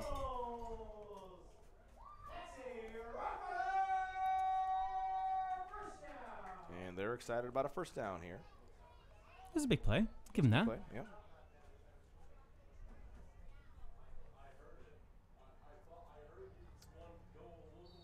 Wow, so like I said, those two games earlier today, the Pioneers Bulls game and the Warriors Stampede game, two big games. It's going to be interesting how this playoff race kind of plays out. There's really about 7 teams competing for 6 spots legitimately, and it's going to be one of those things where it could come down to tiebreakers, and they've got kind of a quirky system for tiebreakers in this league. It all goes against based on points against. Man in motion, fake the handoff, throw over the middle. Pass is intercepted by Joe Yeager. Takes it off down the sideline, gets a block. If he can get past him, unfortunately cannot get past Jay Peoples. Taken out of bounds. Penalty flag is down, though. It's going to be a crackback block. Yep. So that'll kind of move the Invaders backwards there. That's an easy call for the officials. Last year they introduced a rule that was one of the things they were going to focus on, and it has not changed. They don't want any of that. So today's stats so far today, Carl Hoffman, 13 to 32 for 277 yards, 3 touchdowns and 3 interceptions. That would be 4 now, correct? Hey, Matt, is it 4 interceptions now or 3? They can still hear you from my microphone. Okay, well, I'm just...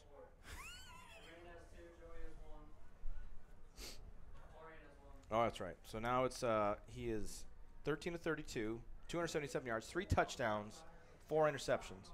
Javante Johnson leading the way for the Fargo Invaders. 20 of 30 today, 299 yards, 5 touchdowns, 0 interceptions, a passer rating, Franco, of 138.7.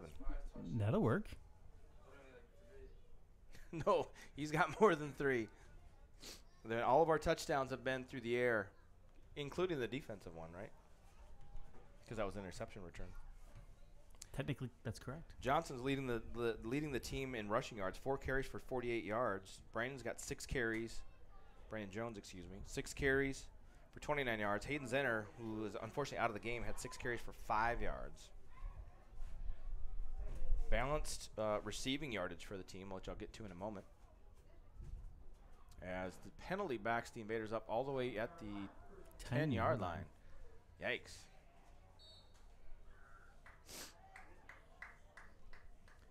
So 1st and 10 for the Invaders at their own 10-yard line. Johnson taken down for a sack at the 5-yard line. That's a loss of 5 there. I could be wrong, based on the window and stuff being in the way, Franco, but it looked like he had Kevin Irby kind of coming open across the middle early on in that play, but he didn't get time to get it to him. Yeah, I think you're right. He gets a couple hands in his face where he just could not make that pass. So today the Invaders are led by John Bonney and Kevin Irby, each with 6 receptions each. Quan Priestley has 1, Cornell King and Brandon Jones each have 2, and Constant Jackson's got 3 receptions. We'll get to the yards here in a second. So 2nd and 15 for the Invaders. 2 minutes left in the 3rd quarter. Johnson running for his life. Throws it out. Tipped, intercepted, but out of bounds. Pass was intercepted. So the Invaders receiving yardage. John Bonney's got 87 yards and 2 touchdowns. Kevin Irby has got 58 yards and a touchdown. Constant Jackson's got 66 yards and a touchdown. Jones with 26 yards, King with 22 yards, and Quan Priestley with 1 catch for 40 yards and a touchdown. So spreading the ball around nicely today, not always going to your main guy, John Bonney. So 3rd and 15 now for the Invaders deep in their own territory. We'll see what they do here on 3rd down, if they just try and run the ball on a play up the middle to Jones, or if they try and pass it once again to try and actually pick up that 1st down. There's that draw play once again. Brandon Jones making men miss. Big hit, still on his feet, gets out past the 15-yard line, so nice run by Brandon Jones.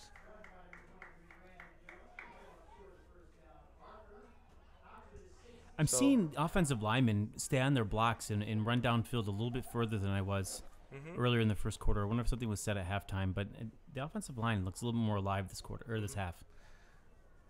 Right now, with the current offensive line that we have, it's kind of one of those things where they match up man on man and just block the guy that's in front of them. And Yeah, it's a much better blocking scheme for them.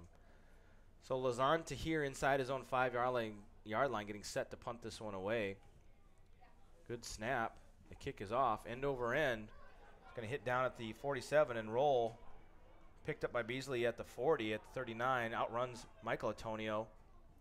Gets hit, and they're trying to strip the ball. Finally brought down once again by Michael Antonio. So nice return there once again by Tyrell Beasley. There is a penalty flag, though.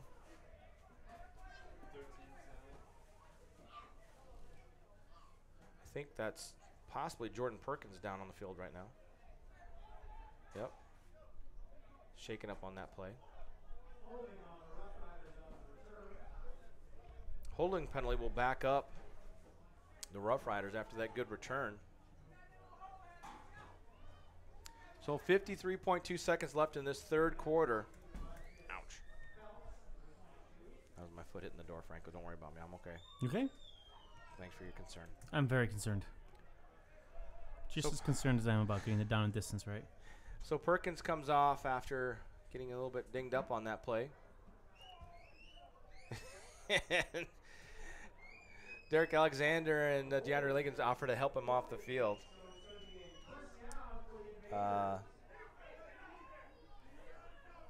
So obviously Quan Priestley is in the ER getting checked out. We hope it's nothing serious. We got the ball back? We have first down, are we? Our offense is out there right now. I'm not. What exactly happened? Unless I read. Unless it was a simple holding penalty. It must have been a hold during the kick to bring it back. Right, and that'd be enough for a first down then, because it was less than 10. Well, it was 4th and 14. Was it? Yeah, so it'd be 4th and 4. Doesn't look like that's where they got things marked off at. Well, that's what it would be if that's what we're doing. Unless it's some sort of spot call. I don't know. It could be. I'm a little unsure. These refs have been confusing all night. These refs have been confusing all night. Yes, that's a very good point, Chris. The refs have been very confusing tonight.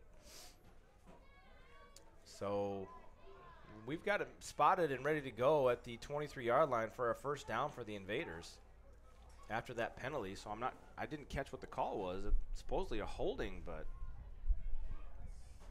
I don't know. Regardless, So it's first and 10 for Invaders, right? First and 10. So I mean, I'm fine with that too. I'm wondering if there was some sort of personal foul down there with Jordan getting injured, because the flag came from that area. I don't know. I didn't see it. But they only got the ball marked at the 23-yard line. And it could be some sort of spot thing. I don't know. I don't know, because they had the ball at about the 15, I believe. So low snap. Javante gets it. Breaks the tackle. Runs outside. Throws it. It's got John Bonney wide open over the middle. John Bonney running. Taken down by, looks like number 22, Vontrez Phillips. Oh, no, another penalty flag on the play. All for naught. Big play to John Bonney, and it's going to come all the way back after a holding penalty.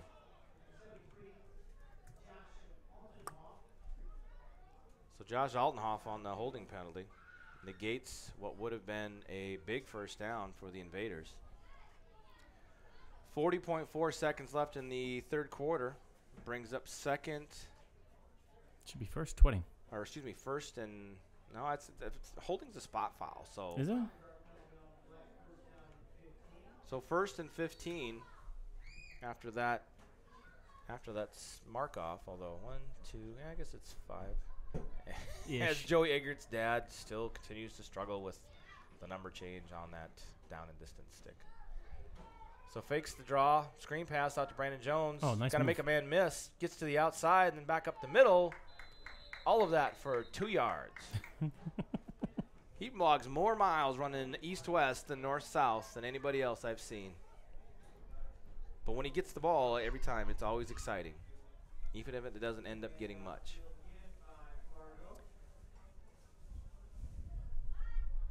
It's another flag? I don't, what? Eagle man downfield. Goodness. And we go backwards again. So this is, what, 3 plays in a row with penalties? Yeah. First and 18. Which is nice. Got that going for us. Be first and 20. I don't know. That's a ways. Yeah. Forever. 1, 2, 3, 5, and 2. Yep. First and 20.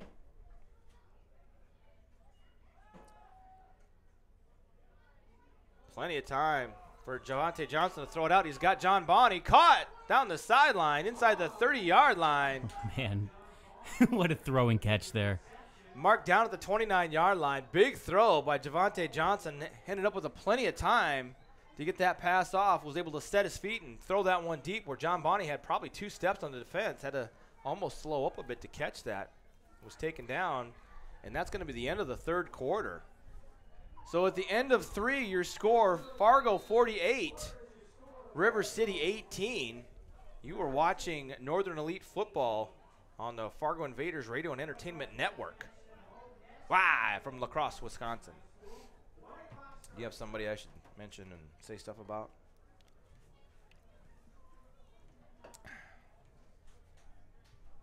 Glacial Peak Cryotherapy. They're really, really cold. Uno momento, por favor. Mm-hmm. I didn't know you speak Spanish. I have one on cue, too, so let's go. Glacial Peak Cryotherapy provides whole-body cryotherapy, which is the use of ultra-low temperatures for the purpose of quick muscle recovery and medical therapy. The client is placed in a cryosauna for a short duration of 2 to 3 minutes, which lowers your skin surface temperature significantly and stimulates receptors. If you're looking for improved health and fast recovery, cryotherapy is your answer.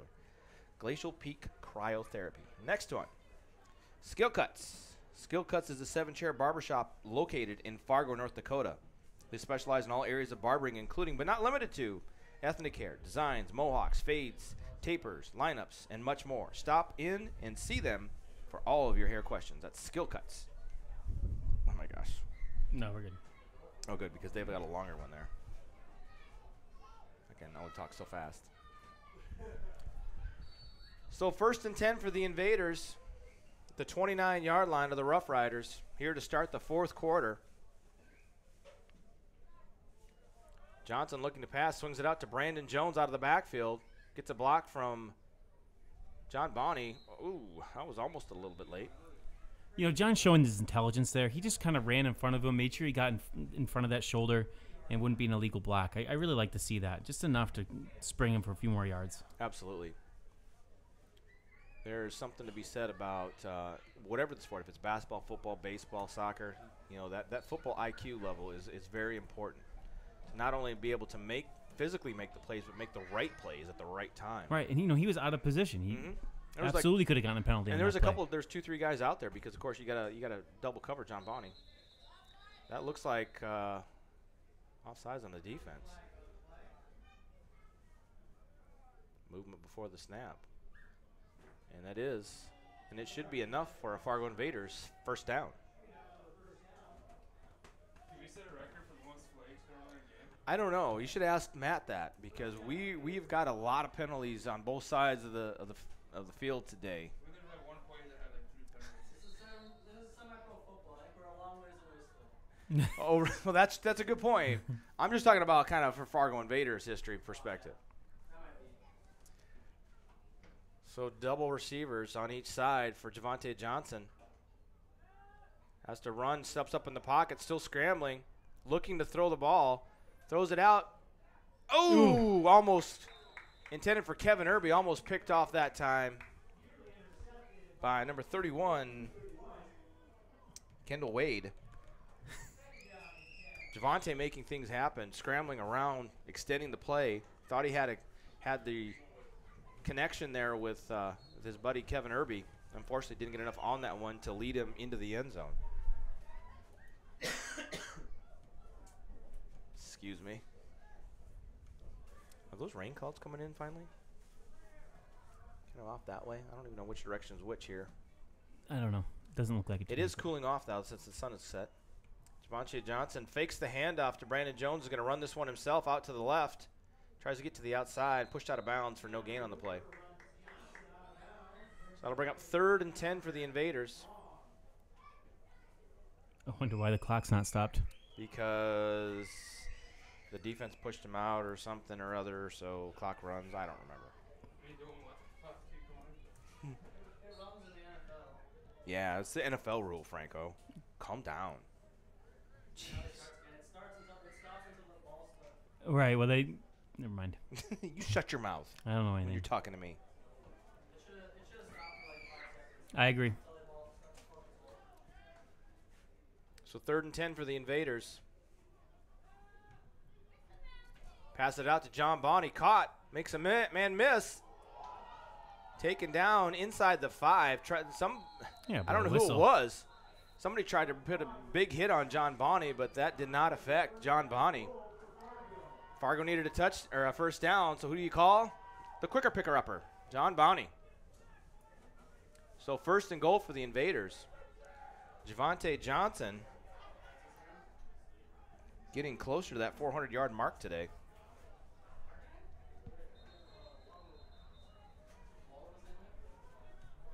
Timeout Rough Riders, I believe. Timeout Rough Riders. Click your button. I was just making sure who it was on. Make it Or pretty. who called it. And not only has she filled up the water jug, this time Victoria Jones runs out on the field as a water girl. Wow. She is really taken to this water roll. She is really trying to be Adam Sandler out there.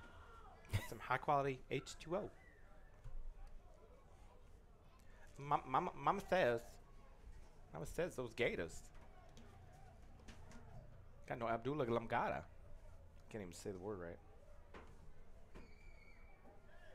I'm going to take this opportunity to thank everybody who's been tuning in all game and commenting and being a part of this with us. If you like what we're doing and you want to see us improve and help us with that, you can go to fargoinvaders.org. On the right-hand side, there's a donate button, and you can give us a little bit of money and help us do things like buy wireless microphones, maybe get us on the field. I don't think the coaching staff wants us on the field. I don't think they have a choice. I don't think anybody wants me around, to be honest. Yeah. That's why we're having the booth right now. Especially you. So 1st and goal for the Invaders. Once again, a 1st and goal inside the 5-yard line. Let's see if they can work on this short yardage situation and punch one in from just 5 yards in. They haven't been able to do that today when they've had these type of opportunities. So we'll see what they try and do here.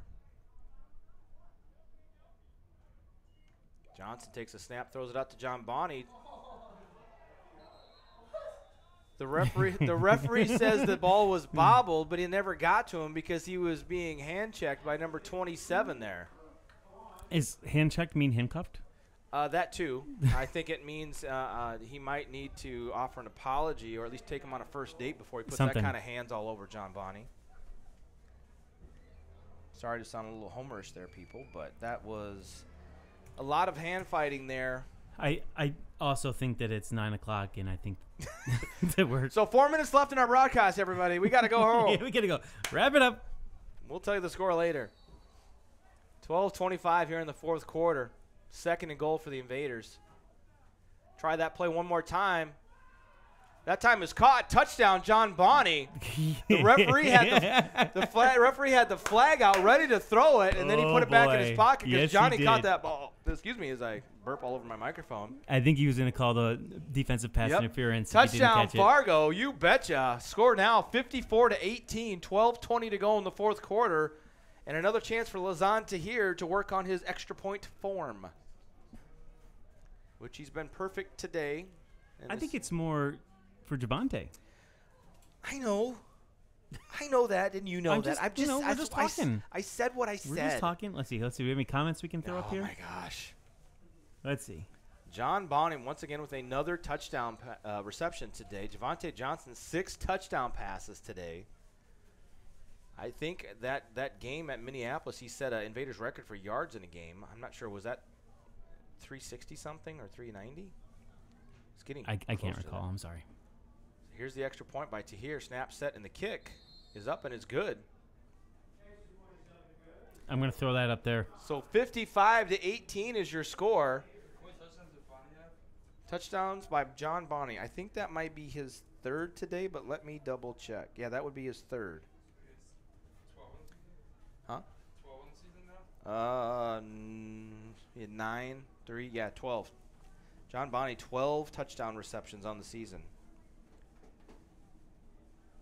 Javante Johnson, 24 of 37, 382 yards through the air, 6 touchdown passes, adding to it 5 carries for 48 yards. So he's accounted for over 420 yards of total offense, Franco. Your thoughts? John Bonnie, 428 yards. No, I was talking about Javonte Johnson. Oh, John, yeah, fantastic. What was his passer rating now? 138.7. Yeah, I mean, we'll take it. And you know, not to belabor the point, but we're down to 1 running back right now. So, and kind of a little bit of a patchwork offensive line currently with our starting center out and a couple other guys unable to be here today. And so it's kind of forced the Invaders to limit their running game and kind of focus more on the passing game. And that's kind of... Why is the clock running? Running clock. Running clock. Running clock. They just decided on, coach decided to agree on that. It's over 35-point lead, so that means there's a running clock, folks. So we're at 12 minutes and counting, so Franco can get home and get to bed. All of that complaining finally does you some good, Franco. Kind of a short kick there by Tahir, taken by the up man at the 35-yard line. Makes a man miss, and Michael Antonio misses the tackle. Still going. Don't want to see the Invaders give up a touchdown return here. Taken down by Lazan Tahir. The laser laying the lumber. I don't want Ladies love Lazan. They do. It's true, but I don't want to see him laying any lumber. No, that's not usually your first We want choice. him healthy. You don't want to have your kicker out No. there trying to bring down one of the big upmen from the River City Rough Riders. You know, I think Michael was just really trying to strip the ball there. I think he felt like he had it, and then he tried to grab the jersey, and he couldn't hold on with that one hand to do it. So 1st and 10 now for the Rough Riders.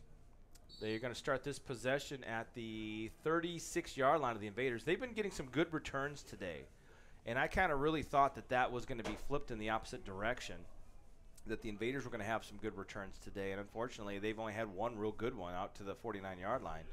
But the Rough Riders have been really doing a good job on these kick returns. So as I said, we've got a running clock now, folks, and that's based on, I think, some of the league rules. So it's over 35-point deficit, so now the clock will continue to run for the rest of this 4th quarter. I would assume it, with the exception of maybe scores, and that might change if the Rough Riders score on this possession. Handoff up the middle. Peoples tries to break it to the outside, up to the 30. Tackled and taken down by Jermaine Armstrong. Gain of about 8 on that play.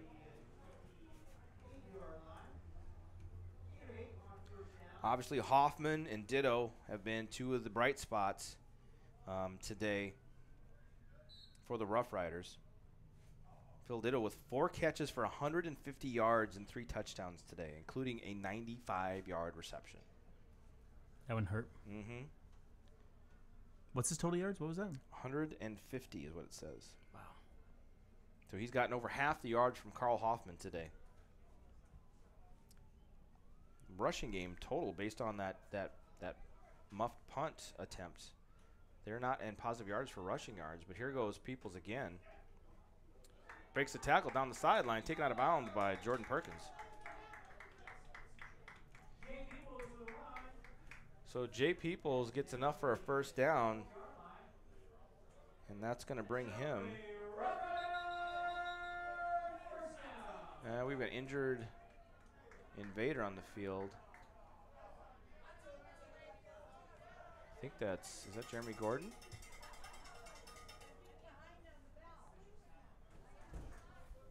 Yeah, it is Jeremy Gordon limping off. He's got a bit of a bum knee, but it looks like he's going to walk it off and eventually make it off under his own power. That might be the end of his night tonight. I would think. And Jeremy Gordon, one of our defensive leaders on this team. And as he makes his way across the field, still limping, but it seems like it's going away a little bit. It might be ankle or knee related. Hopefully it's just obviously something minor. So the Rough Riders inside the red zone once again after that last run by Peoples. He was up to 33 yards on the day on 9 carries. Low snap to Hoffman. Throws the pass out, intended for, looks like that was intended for C.J. Woods.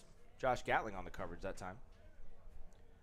Remember last possession, the Rough Riders were able to get the ball deep in Invaders territory when Joey Eggert made an interception in the end zone. I'd be okay with him doing that again. You can start your clock unless it's just Not stuck. yet. Would you just let me do my job? Okay, I'm sorry. I thought you had it running this whole time. I didn't. I just got that behind a couple seconds. So I just Second wanna and make 10, accurate. handoff once again. People's hitting that left side, trying to get to the end zone. Pushed out of bounds inside the 5-yard line. That'll be third down for the Rough Riders. Same running play for the Rough Riders. Simple handoff lets Peoples decide where he's going with that. Breaks it to the outside. Once again, gains positive yards. Picks up about 8 on that play. So Jay Peoples adding to his stats, trying to get the Rough Riders into the end zone one more time.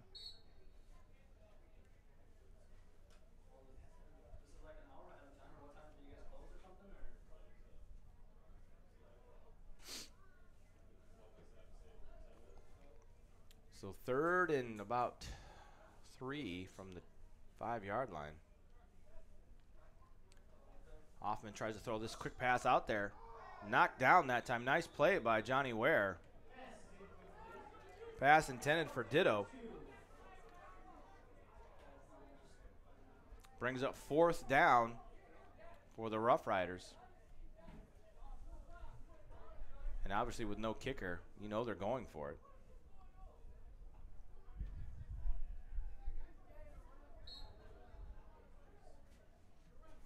So the Rough Riders can get a first down without getting into the end zone. But if it's up to the Invaders, they'd like to just stop them here and get the ball back. Clock coming up on the 7-minute mark here in the fourth.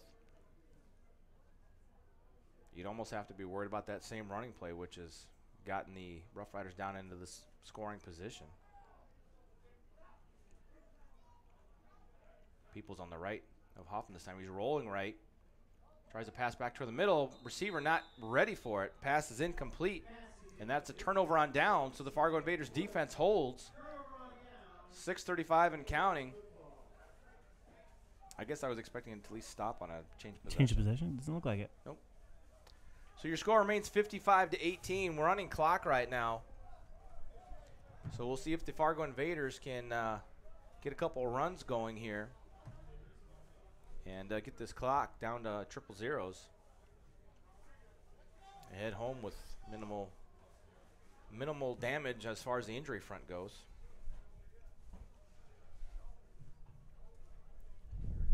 Invaders taking their time coming on the field.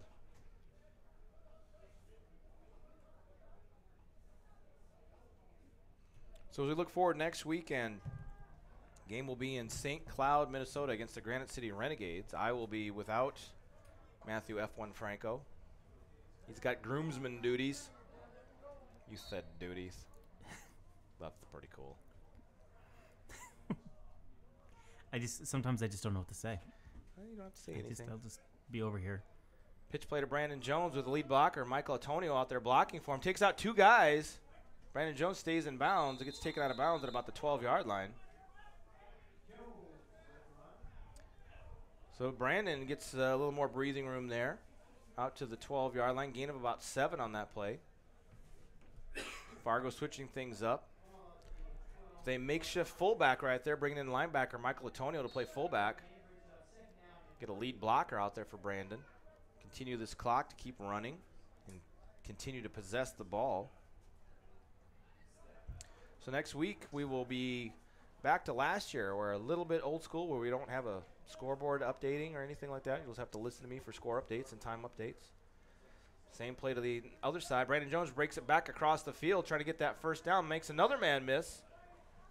Down the sidelines and taken out of bounds at the 20-yard line, but that's enough for a Fargo Invaders first down. Here's our old center, Tyler Jensen. Tyler. Tuning in. Thanks for Thanks for tuning in. watching, Oh, wait. Tyler. Here we go. We got some Landon Moline. Elmo. MVP goes to Matt Franco. Oh, I pay him well. man, that's awful. Hashtag sorry, Jace. Story of my life. Hashtag sorry, Jace. Let's see. Why don't you come up? So 1st and 10 for the Invaders. We're down to 4 minutes to go in the game. Sorry about that comment, guys. That's not going away on my screen. Hand off to Brandon Jones, trying to get to the outside. Gains about 1 on that play.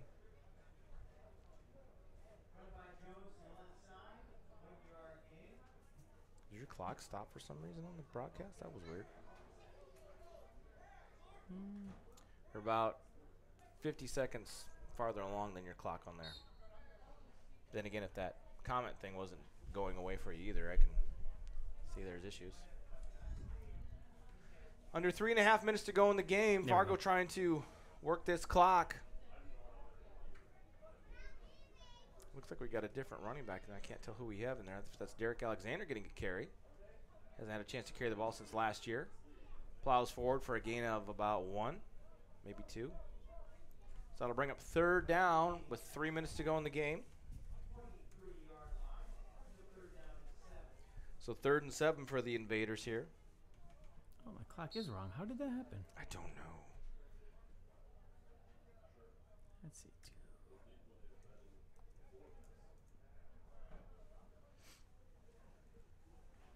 Don't have a play clock on the field, so Johnson just kind of running plays as needed. Gonna throw this one out deep to Constant Jackson. Constant has got to learn to keep running. Johnson has got an arm on him. He can get it out to him. And Constant's got the speed to get underneath it. Absolutely. He a lot of times he thinks he's not going to get the ball, so he kind of slows up, and then he realizes the ball's coming. He tries to turn on the Jets.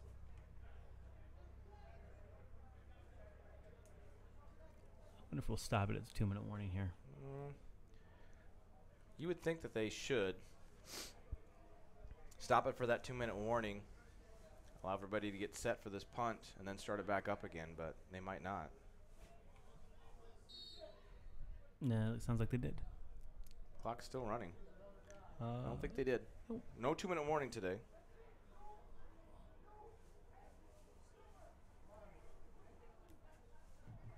So Lazan's Tahir set to kick this one away late in the 4th.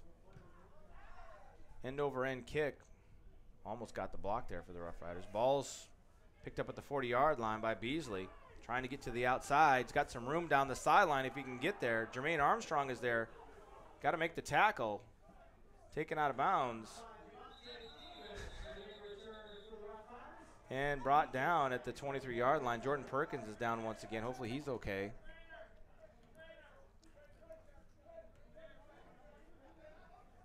He's able to get himself up. Gonna have to probably be helped off here at the end of the game, but. So 1:09 as the clock is stopped currently, and once they get the ball set and get everybody off the field, it doesn't need to be on there. Clock should pick up right again as Hoffman and the Rough Riders try and get the ball into the end zone one more time. It's a little bit important for the Invaders to hold them without any points here at the end, just to make sure that their tiebreakers are as favorable as can be. Although today's games between Sioux City and Minneapolis, and even the Bulls and Pioneers games, were relatively low scoring. Especially that Sioux City game. They only gave up 7 points today. Thank you, Tailgate Master. You are the master of tailgates. So clock He really is. Clock is running under a minute to go. We'll wait and see if what they run for a play. It doesn't look like they're in any hurry to really get anything off here because the clock is already running again. Under 50 seconds, down to 40. Sorry, guys. I didn't realize they started the clock That's already. all right. I'll start it again at 30 seconds. So it looks like this might be the last play of the game with that running clock. So Hoffman looking to try and score. Throws it deep to the end zone. Pass is going to be almost picked off by Keyshawn Ingram. Although he collides with his teammate. But the clock is still running, so we might not have to get another play off here. And I think that's how it's going to end, folks. As the clock counts down, under 5 seconds to go. Our final score is Fargo Invaders 55, River City Rough Riders 18. Convincing win from beginning to end for the Fargo Invaders. And since Franco is in a hurry to get out of here as soon as possible, Franco, your final thoughts, buddy? Well, I think that we can pause because we don't have a car right now. So we're not in as big a hurry as we thought we were at one point. So. Oops. So a game dominated by the Fargo Invaders. Opening possession, they go down and get a touchdown, and they follow that up with a defensive touchdown. Really set the tone for this game. Got out to an early 14-0 lead, and then really just never looked back. They gave up 3 touchdowns today, but those were all on kind of some miscommunications on defense, and then the big 95-yarder where a guy got left wide open and was off to the races. Yeah, and I think with all the different let me change my microphone and stand up here real quick. With all the different players that have been playing different positions, you're going to give up a few points. Absolutely. But we got there were some other players that got some work in today, which was good for them. And overall, a good performance for the Fargo Invaders. A couple just final stats that we want to share with everyone. 55-18 is your score. Fargo actually got out to that 14-0 lead. And then they added another 24 points in the second quarter, and then just kind of cruised from there in the second half. But Javante Johnson, I'm not sure what the record is, but he ends today at 24 of 38 for 382 yards, 6 touchdowns, and no picks. That's something we haven't had in the Fargo Invaders for a while now. Yes. I mean, I don't know that. I know Tony was probably held Tony Stoss hold those records, but I don't think he ever did that. Nope. Brandon Jones ends up leading the team in rushing tonight, 10 carries for 56 yards. Your leading receiver, once again, John Bonney, 9 catches, 164 yards, and 3 touchdowns. Touchdown receptions were also added by Kevin Irby, Constant Jackson, and Quan Priestley. So the ball was actually spread around quite a bit tonight. A lot of people making plays. I do believe the Invaders had 4 interceptions, 4 takeaways from the Rough Riders. Jermaine Armstrong with a touchdown interception return in the first half. Joe Eggert had an interception. Armstrong added another interception, and Toreen Smith even had an interception in the second half. I wonder if we got Fargo Invaders kicking. Lazan Tahir made 2 field goals and was 7-7 on extra points. So good outing from Lazan. Those snapping issues, those holding issues, kind of getting resolved with the more practice. Yeah, it as seems we like go they were along. able to work some of that out. I mean, we had one issue on the one field goal attempt that they weren't able to get that off because of a hold there. But the only thing that I can take away from this game today that concerns me, obviously, is still some of those issues inside the red zone. Well, the injuries too. Injuries obviously. for me, but red zone stuff. Okay. Yeah, the red zone issues still are there. You want to be able to develop a running game so that you can run the ball in those short yardage situations. We were not able to do that. I thought that the Javante Johnson rush attempt to get in the end zone, I thought he was going to get in. Not from our vantage point. I mean, we weren't able to see it. So 3 times today they had the ball inside the red zone and came away with 3 points on those specific possessions. Obviously, that would have changed the outcome up to 73 points, which is not necessary today. But you'd like to see at least those issues get resolved so that when you get a first and goal inside the 5-yard line, you can punch in, especially come playoff time. Let's hope that some of this offensive line, since we were thin at the offensive line today and had some backup players in there, hopefully they could get some confidence, and maybe they won't be backup players. Maybe they'll take it and take the starting position. So it's looking forward to seeing what this offensive line can do in the second half of the season. If we can bring a running game into this offense, I think we could be a really good spot. And I think that some of those missed opportunities in the red zone can be corrected by having a running game. Absolutely. Mixing maybe a little play action. I'm a big play action person. I love the running game with some play action. I think that is a nice compliment. So going over today's results from around the league and all over the place. Starting off last night, Granite City tangled with the Minnesota Vipers, and the Minnesota Vipers came out with a 24-12 victory? I forget now. 24-12, 24-14. I forget what their score was. Minnesota Vipers get their first win of the year. I haven't had a score updated, but the Med City Freeze, last we checked, were trailing the Fox Valley Force like 14-8. I believe. 14. What is it? 21-14. Who's up? 21-14 Force lead the Freeze right now in the fourth quarter. I believe the Hudson Thunderhawks were off this week. Northland Bulls, the 5th-ranked team in the power rankings by the coaches, upset the number 2 St. Paul Pioneers 23-20 in River Falls, Wisconsin. That's a big break for us. The Minneapolis Warriors traveled to Sioux City to take on the number 1 ranked league-leading Sioux City Stampede, and they came up short 12-7. Sioux City gets the win against the Warriors to maintain sole possession. Now they have sole possession of first place with that St. Paul Pioneers loss. St. Paul and Northland each now have 1 loss in the league, so they're technically tied, but obviously Northland beat St. Paul, so they move ahead of St. Paul.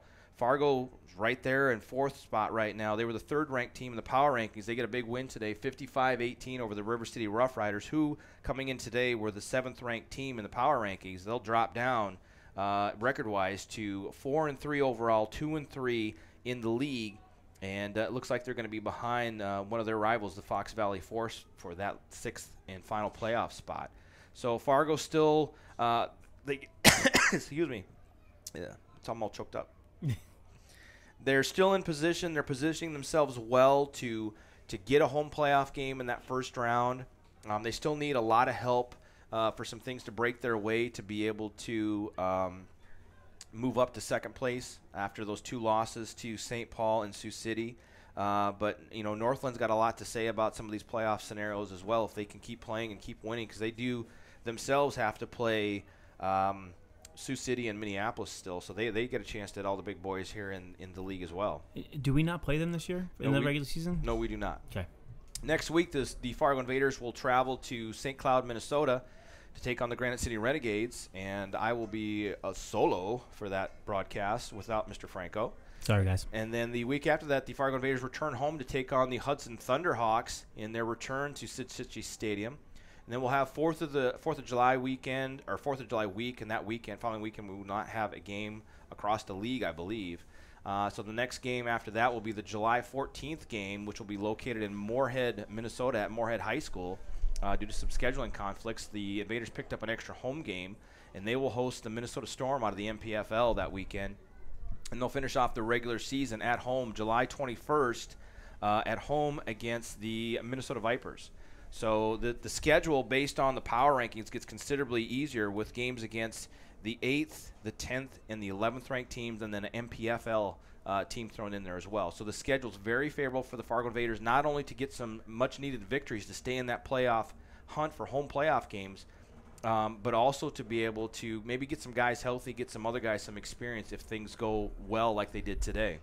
Well, let's see if we can get some of the guys over into Moorhead Massage Wellness Center for some rehab stuff.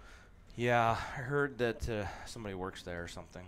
Also, we have these guys, Glacial Peak Cryotherapy, Absolutely. a combination of us, and then our longtime sponsor and friend, Mark Vane at Fargo Spine. Absolutely. So, we have a good a team here to help get these guys back healthy, and I think that we do have a good situation here with the teams that we have coming up and the schedule itself with a couple weeks off, get some guys healthy, get back to full strength, and then get into playoff football, and hopefully we can not drop a game that we're supposed to win. Yes.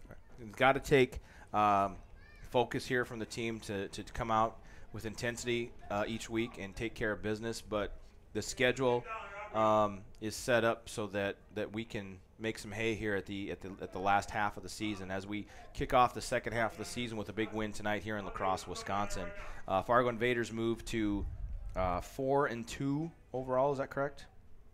Correct. Yep, 4-2 overall, 3-2 in the league, and with 4 games to go to finish out this season. So, anything else before we get out of here? Again, we're a volunteer organization. We do this all out of our own pocket. If you like what you see and you want to give us a hand, you can go to the fargoinvaders.org, and on the right-hand side of the screen is a yellow button that says donate, and you can make your donation if you would like to do that and be so generous. Oh, good for you. So, for myself and Matthew F1 Franco, this is Jay Stedman. You've been watching the Fire Network, the Fargo Invaders Radio and Entertainment Network, watching live Northern Elite Football featuring your Fargo Invaders. So we will see you next time. Yeah, you betcha. Thanks, guys. Bye.